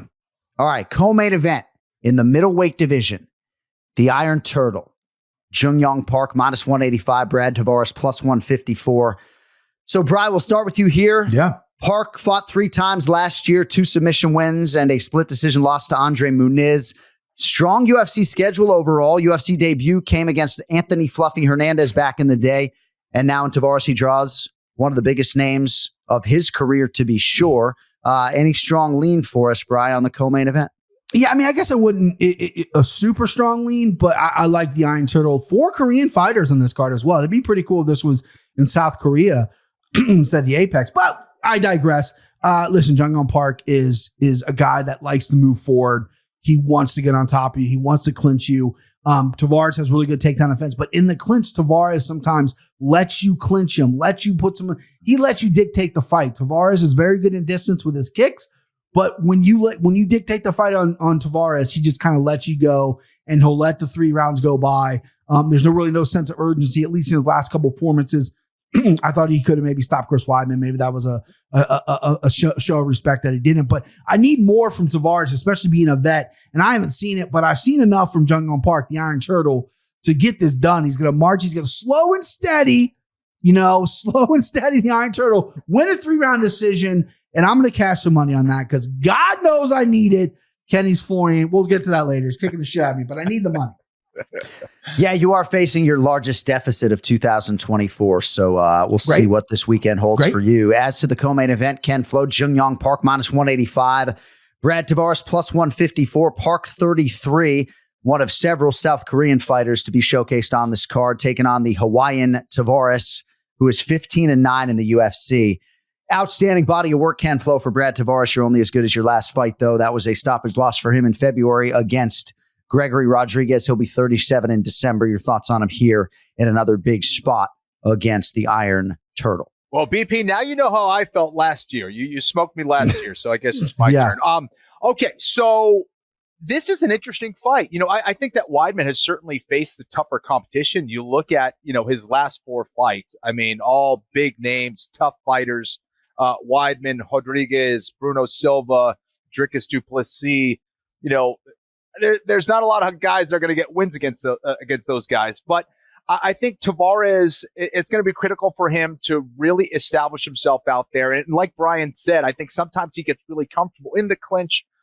He does have great takedown defense, but can't be complacent here. I'm leaning towards Park. I just think he'll be able to put together a overall better MMA package, and I see him probably winning by decision.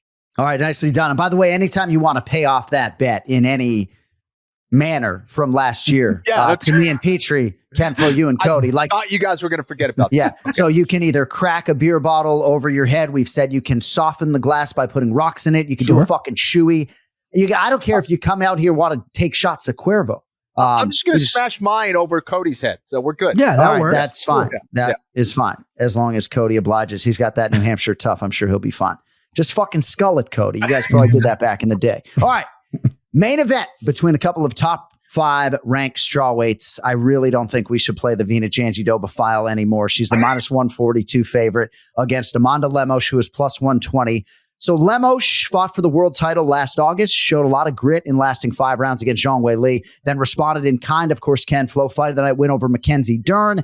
That was in February at UFC 298. Now she is the slight underdog in this headlining spot against Vina Jandiroba. KenFlo, kick us off in the main event, UFC Fight Night. Who do you have? Okay, this is by far the trickiest fight on the card, in my opinion, because Lemos can win this fight. I mean, if she's on her game, her striking is a problem. She also is a Brazilian Jiu-Jitsu black belt, probably not at the level of someone like Jandiroba, but, she's not, clueless down there. She knows how to move. She knows how to defend. She stayed alive against some really tough spots against Mackenzie Dern.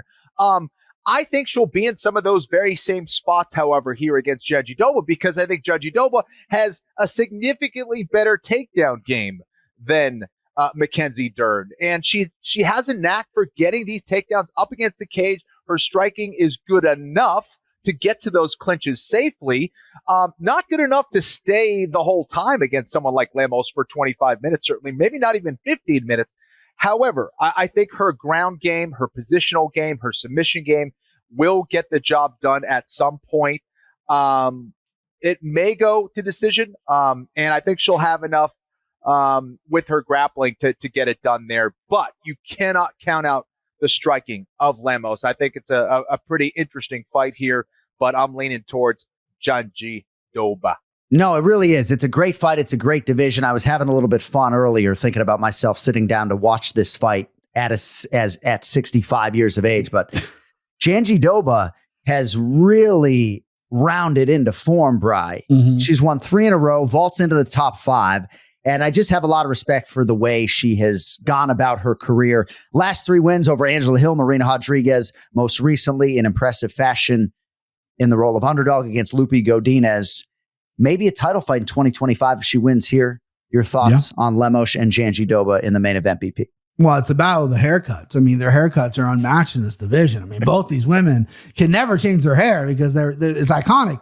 Yep. This is really tough fight. It really is. Lemos got taken down 6 times by the champ, right? Zhang Weili got taken down 6 times and then once by Mackenzie Dern, but she defended well. But Dern's obviously takedowns aren't to the level of, say, a Weili or, say, a Janji Doba, who when she came into the UFC, that's all she did was look for singles, look for doubles, and she has gotten a lot better. She is willing to strike.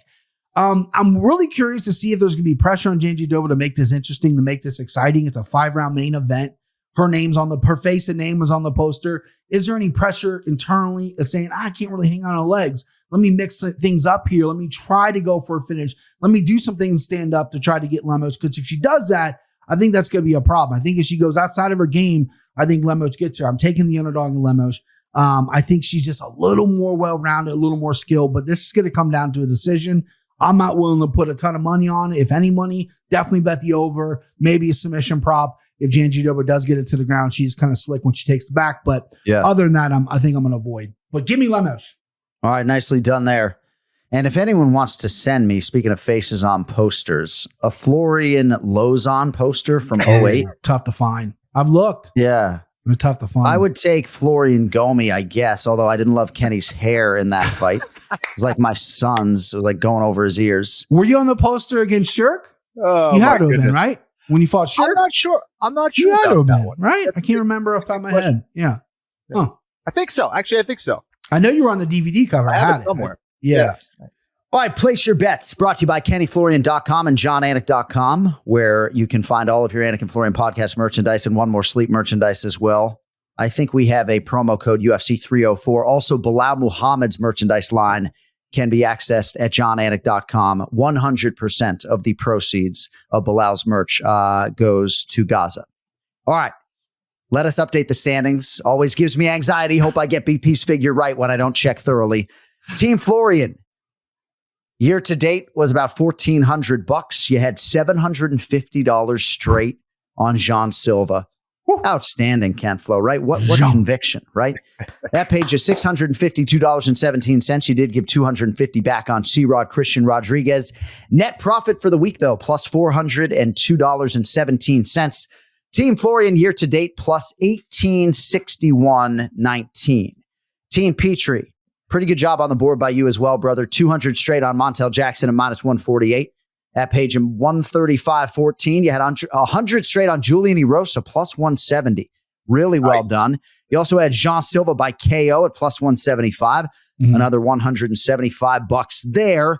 You did give back $500 on Santiago Ponzinibbio in a fight that really could have gone your way. And then $100 on that Tracy Cortez prop. So overall, minus 119.86 for the week. Yep. And year to date, minus 998.09. KenFlo's lead, a year high, 28.59 and change. All right. You each have $1,000 to spend. UFC Fight Night, Lemos versus Janji Doba. BP, lead us off. Woo. I'm going to keep it short. I'm going to keep it a little sweet, right? I got 2 bets, right? Give me Mean Machine Steve Garcia for $500, right? Let's just go for it. I trust the kid striking on point. And let's go the Iron Turtle. He's not going to let me down. Another $500 on that. 2 bets. Let's keep it simple. $1,000. Nicely done, Bri. KenFlo, sitting on a pretty big lead here. I know it's still mid-July, but what are we doing with this here UFC Fight Night? I still have to bring it. I respect Brian Petrie way too much here. I'm going to do the opposite. I'm going to spread it out like Oprah. Right. Garcia gets 200. Janjidova gets 200. Durden gets 200. Algio gets 200. Krzyzewski gets 200. I'll say it again if you need. Yeah, can you say it just a little slower? But I did get 200 on Steve Garcia. Yes, sir. 200 on Vina Kakara Janjidova. Yes, sir. What else you got? Durden. For how much? 200. Okay. Algio, 200. Yep. Krzyzewski, 200. I'm spending it all around. Done. All right. So a lot of main card straight wagers for our betting audience to work with there from the fellas. If you want more from Brian Petrie, he has his own podcast, the MMA Takes podcast at Brian Petrie MMA.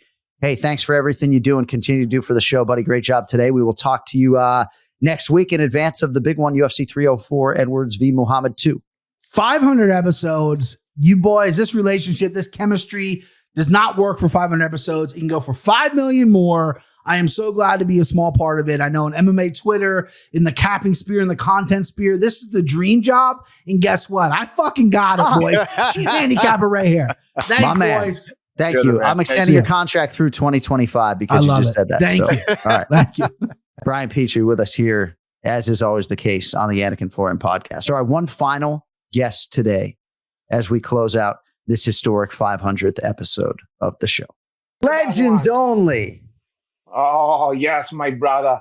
We have a couple of old doggy, old legend here, and also a timeless figure, a timeless icon of the sport. We put the most legendary figure right in the middle, and now with us as we sort of put a bow on this 500th episode of the Anik Florian podcast, 27-time world jiu-jitsu champion. In the eyes of some, I guess, the greatest Brazilian jiu-jitsu practitioner of all time. Renato Laranja. Looking good as well. I mean, women want him, men want to be him. Great to see you, brother. How we doing? This is true. What a mitzvah to be here for your 500th episode. Well, I never thought I would make it to my life to be somewhere like this, the hollow halls of the Jean Aniki and Florian podcast. Well, given how good the content you guys produced back in the day, HEATCH, the director's cut from the Renato Laranja show, given how good that was, it feels like both of you have underachieved to be here on the Anik Florian podcast because you both are so talented in that field. That was such a good work. And now here you guys are on this bottom feeding podcast, however many years later. So I couldn't have said it better myself. It's a funny thing because I watched the success of KenFlo and I'm kind of like a proud father, I'm a mentor, kind of like for you. Your mentor was the singer Jorge Michael. He was also a father figure. That's right. Correct. And you cut your teeth Jorge Michael house, God argue. But for KenFlo, I came into his life at a time when he was hit rock bottom. He was put out to pasture by the UFC. No titles, only the contender was hunter up. And then no more broadcast. And he was do a thing where he's analyzed some robots to fight each other. Okay. And then nobody was interested to that one. And I was not unlike an artist who is take he claim a piece of wood or half use. I was check something nobody want, and I was make it beautiful, because I saw a lot. I saw a lot of unused potential in that guy, and to see that now I was bring him up, to this, and you also throw him a bone.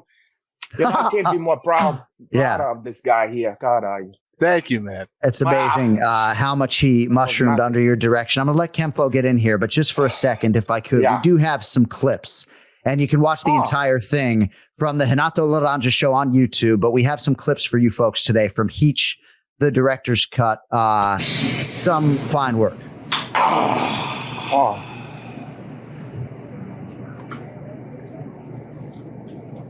7 years in Folsom. 3 in the hole.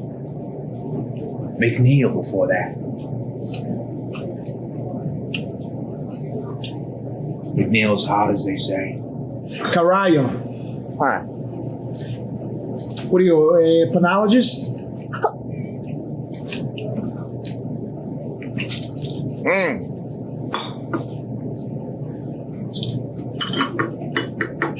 You want to go back? You want to do some shit job? Go back to jail? You must have worked some dipshit crews. 10 Planet? Eddie Bravo? What do I look like? Like I'm doing a Thrill City liquor store holdups with a Born to Lose tattoo on my chest? You don't want to go back. Stop doing scores. I'm going to do what I do. I take down scores. You're going to do what you do. Try to stop guys like me. Porra, Carallo. I got this reoccurring dream where I see balloon people and they're sitting there with a hole in their head and their black eyes. These balloon people are they're dead. They're all over and they're eating their food. Oh, they're eating their food. And I'm sitting there and they are staring at me. And I'm looking back and I'm saying, why the fuck am I dreaming about balloon people? You know, I got a recurring dream too. I'm choking Vinny Magalesh, and he's got a staph infection. And it turns into AIDS, HIV/AIDS. And it's keep me up at night. Are you prepared to walk away from a guy like Vinny Magalesh? Vinny Magalesh. Magalesh. Magalesh. Magalesh. Magalesh. Magalesh. Magalesh.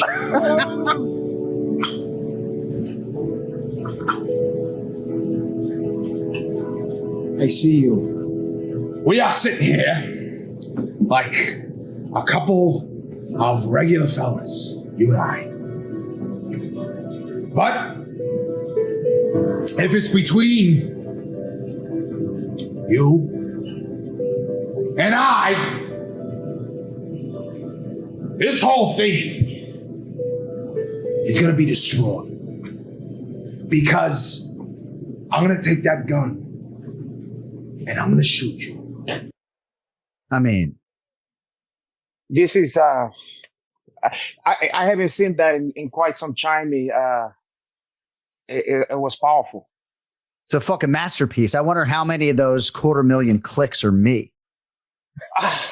We can only imagine. You hope not that many, but I remember when I first stumbled across that, I couldn't send it to enough people. I couldn't watch it enough. KenFlo, do you remember how that came together? If I could get just a little bit serious on you for a second. Yeah, I mean, it's a beautiful piece of cinema, if you will. It is. But actually, Renato actually was really helpful in like helping me execute that scene. He's an excellent coach as well. People probably don't know that. So not only is he a talented actor and jiu-jitsu practitioner, but he helped me a lot on that. Great mentor. Yeah, well, I saw in Kenny, I saw a lot of people couldn't saw that. Nobody knew that he could do that one. But I saw he have this nozzle. He kind of have a swarthy Mediterranean look to that one, almost Sephardic. Right. He looking Sephardian, and but also can be Italian. Let's be fair. KenFlo. Oh my God. But I saw that one, and then I said to myself, let's put him in there. But I didn't want him to be the Pacino from HEATCH. I wanted him to have the lines of the Pacino from HEATCH. But I wanted him to be the Pacino from Glengarry Glen Haas. And so that's why you see him have a lot of business, too much business, Caralho. I want him to Oh Right. God! I want him to make a meal out of fucking everything. Right. Checking the stuff. You're gonna chew gum. You're gonna fucking fuck with your fork, stuff like that. And he deliver. He deliver. He was a revelation in this one here. Yeah. And go ahead. I was going to say, you've worked with other MMA fighters, jiu-jitsu personalities. Am I one of the best actors that you've ever worked with? You are one of the actor I have worked with. And that is no Thank lie. you. Yeah, I appreciate that. 100%. No, okay, so between of all the guys I did the scenes with, people, it's a toss-up. Look, to me, you're always going to be my first love, Poha. But the other person that everybody was also shocked by the acting chops was Josh Barnett. He was great. Because, so the two of you guys, I get the most the most comments about how the fuck did you know they could do that? Yeah. Because in that one, you ever seen Jean Aniki? It was myself with Josh Barnett, and we did Brokeback Mountain. Oh, that's a good one, dude. You never seen that? That's what I will be doing this afternoon. João Aniki, you're gonna lose. You're gonna shit yourself, my brother. Yeah. It's poignant, that one. I can't wait. I'm a huge fan of Josh Barnett. I recently found myself stuck in an airport with him for 90 minutes, and I'm forever smarter because of those 90 minutes. Yeah. He's a smart, funny, interesting fucking guy. A lot of people have no idea. Yeah. So, yeah. I enjoy your content on social media, on Instagram. Karen Bryant, KB, you guys have done a lot of content. KB. She is recently single, obviously. I mean, are you looking to explore an intimate relationship with Karen? Is this just a friendly thing? What's the deal? I would throw her bombs, but I don't wanna settle down, Carayo. I gotta spread my wings. I understand. I understand. I also gotta spread my seed, Carayo. Yeah. So she could get it. She's have a nice skin tone and stuff, not unlike myself, and she has nice cheeks. The cakes on there is under. People don't know because you always see her like this from here up. Right. She have some cakes on there, kind of. Right. Yeah. Well, I mean, probably not the time for you two to procreate, but with your respective skin tones, it would be a really beautiful baby, I would think, It would, but hopefully we're not gonna create that one. Yeah, I think, Speaking of which, please. I know this seemed like a non sequitur, but did you guys have GSP on there? We did. We talked to him this morning. Yes. Now, first of all, did he give you the $1 million smile that he gives when the other announcer is talking and he go like this? I think we got it. His technique is where he don't give you a laugh or something. He give you the chompers only. Right. I'm gonna smile here. Right. Dimple. I give you some dimple, and yeah. And I'll tell you what, this is interesting. Years ago, I was gonna do. They brought me to Montreal to do a seminar. And I reached out to his people, and we was gonna do like a joint seminar. That was gonna be like it was gonna celebrate the Quebecois culture. Gonna be like, what you call that one? Cirque du Soleil, kind of, Yep. And so I was gonna do a show, incorporate Quebecois culture, but also the poignancy of my, the immediacy of my No Child Support campaign. So we was gonna have, I was birthing him, GSP, like a baby here, but it was gonna be called Abortion. The show. Yeah, it was Abortion. So he's birthed there, but he's a dead duck after he come out there. And to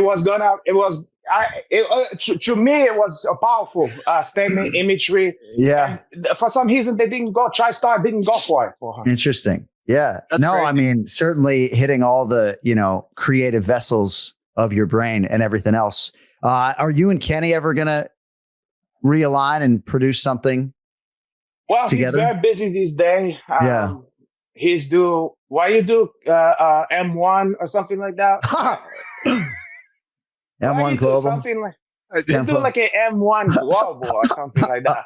But if he's not busy to that one, we can do. I always thought that we should do what you call Carlito's way, okay? Because he's so sensitive about shaving. You know what it took for me to get him to shave that fucking beard to be in the scene? Oh, it almost didn't happen. Right. He vetoed that one to the very end. I said, bet. hey, we can't shoot this one with a fucking beard. Yeah. So this time he don't have to shave the beard. It's going to be Carlito's way, okay? And we can, are you familiar with the movie, Caray? Yes.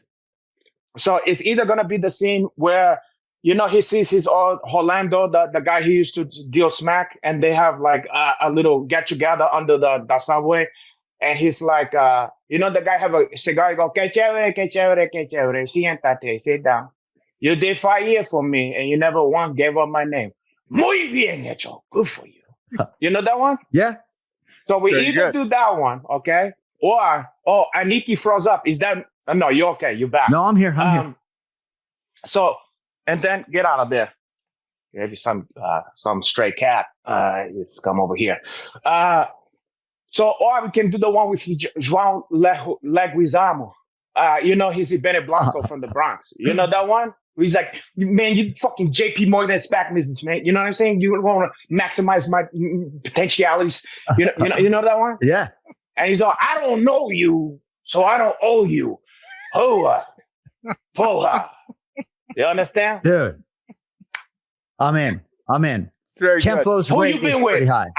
I've been with made guys. Who you been with? Chain snatching, maricon motherfuckers. Can you imagine him in that one? We got to make this happen. But in the meantime. Well, hold on. We got to come up with something for you, Carayo. I have an identical twin who majored in theater. Maybe you can use him. He majored in theater. Oh, kind of hello. He's like classically trained. Yeah, he can fuck around with you boys, He's got headshots and everything. Yeah. He got the headshots. Oh, yeah. Imagine what that was like to grow up in Boston being a theater kid. Yeah, a Jewish theater kid. Yeah. Can you imagine? Yeah, he didn't fit in with a lot of his contemporaries, Did you get beat up in effigy? Like, did they beat you up if they couldn't find him? Yeah, exactly. Yeah. And if you really want to know, like, we really could have used him on our high school basketball team, but he was too busy singing and dancing, But it is what it is. Used him for what? Like, as the cheerleader? The point guard. Yeah. Yeah. Oh. Right. Yeah. No, actually. Yeah. Maybe the mascot. I'm going to be thinking all night. Red Wing, I think, or it might have been a Rebel back in the day, and then they changed it to Red Wing because that was insensitive or something, But I'm going to be thinking about Quebec culture all night. Yeah, Chabarnak for her. It's too bad I never got my hands on GSP. We would have had a lot of fun, cara. Yeah, it sounds like it. Yeah, hey, go ahead, my brother. No, I was just going to say, I'm going to, as soon as we get off the air, check out Broke Back Mounch. And if you have not checked out HEATCH, the director's cut from the Renato Laranja show, starring HEATCH and KenFlo, you can check that out on YouTube. Any parting words, man? Really appreciate you joining us for this special episode before we let you fly. Yeah, well, first of all, if you want to see that one, they're going to be disappointed if they look for that. So just go to the Renato Laranja show. And then there's like 5 episodes, something like that. You have to sift through that. I can't remember which one. Yeah, it's worth it. It's good. I know the HEATCH is on the first one. Okay. And then you can also, did you ever saw the director's cut? I did. No, not you. Fucking, sorry. Excuse me. Not you, KenFlo. It's been a long time, but yes. Okay, so they have the director's cut. That's a separate entity. So you can look it up. Like if you want to see the long one that we didn't have time to show on the beginning of the other one, and then you have in the other ones we did Snatchy, with Mike Bisping. Yeah, and I was play Brick Chop. We did Hockey 3 with Cyborg. Was play Adrian. And I'm Hockey Balboa. They're all amazing. Yeah, we did the 70s Hawk, all kind of shit. Tastefully done, always. And so Kenny Florian, who knows what's going to happen to this guy here. And for me, it's nothing but smooth sailing from here on out. And for you, Carayo, I'm always watch you. I don't know what you found KenFlo. But for you, I'm always know that I can see you on TV, and all the major different outlet and stuff. But this guy is like, you can find him on Betamax, Betamax, and anything that's the second banana. Well, maybe you and I will go. Whatever technology. Yeah. Oh my God, I hate you. Wow. Maybe you and I can go to the robot fights together as attendees. Boy, would I love that. Yeah. I think I would like that too. Hey, we appreciate you, huh? Have a great day. Don't be a stranger. And I hope you guys can get together and produce something else soon, because that was pretty epic, all things being equal. Yeah, well, if you guys lucky, I came in for the 1,000 episode or something like that. Okay, but other than that, I don't got a lot of extra time to fuck around here. Okay, my brother. To you, God, are you? That one. Love you. And shalom. Well, how you say goodbye in Jewish? Shalom. Shalom. Huh? Shalom is certainly hello. Well, that's goodbye too, as far as I'm concerned at this point. Okay. Keep doing your stuff, and to everybody in KenFlo, Joan, Anik, Land. I love you guys. Love you too. Thank you so much, my man. Renato Laranja. You're welcome. So how do I get the fuck out of here? To close out episode 500 of the Anik Florian podcast. What a character. And you remember the UFC fighter João Zeferino, first name spelled Joao, right? Like when I hear him turn John into João and that accent, the way, dude, I mean, just fucking kills me with some of those words. All right. We got to get on out of here. To everyone out there who has helped this podcast get to episode 500, all of you, listeners, viewers, handicappers, guests, producers, thank you all. To the listeners and viewers that date back to episode 1 in April of 2015, eternal gratitude. But as we do celebrate today a little bit and press onward to 1,000 shows, we're going to keep this thing the same. It'll always be free. Next week, right back. Usual date, time, and channel. UFC 304 preview. And hopefully we'll be back for more. Thank you to our guests today, of which there were many. George St. Pierre, Dustin Poirier, Justin Gaethje, Kamaru Usman, Chris Weidman, Ray Longo, Renato Laranja, Brian Petrie, Big Ron Pellegrino. Thank you to our unmatched producer, Cody Merrow. And thanks to KenFlo, of course, for taking the plunge with me back in 2015. Kid, we'll let you get back to your vacation and your children. For KenFlo and John Anik, we'll talk to you guys for episode 501 on Monday. Enjoy the fights this weekend. Thank you all for listening, for watching. Hope you enjoyed the longer episode and the special treat today. We'll talk to you next week. Until then, yo fucking peace.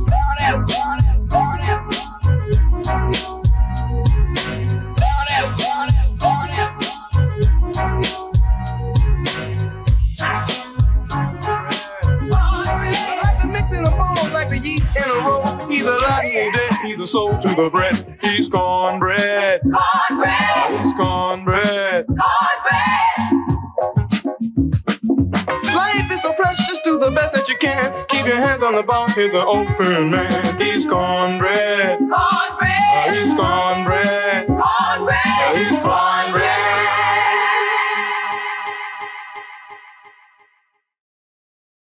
Oh, reaping the leg. Oh, well, that's illegal. I did Bullwinkle. I did the movie Bullwinkle and Rocky. I did hockey and Bullwinkle. Black women. Tell me about it.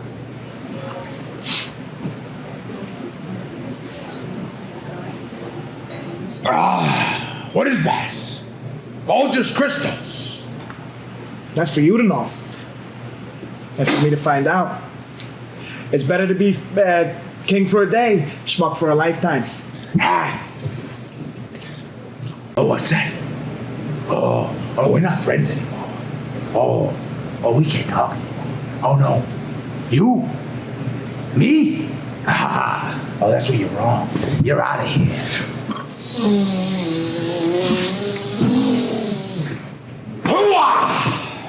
He who hesitates masturbates. You ever thought about that? Huh? Thought about that? Have you thought about that?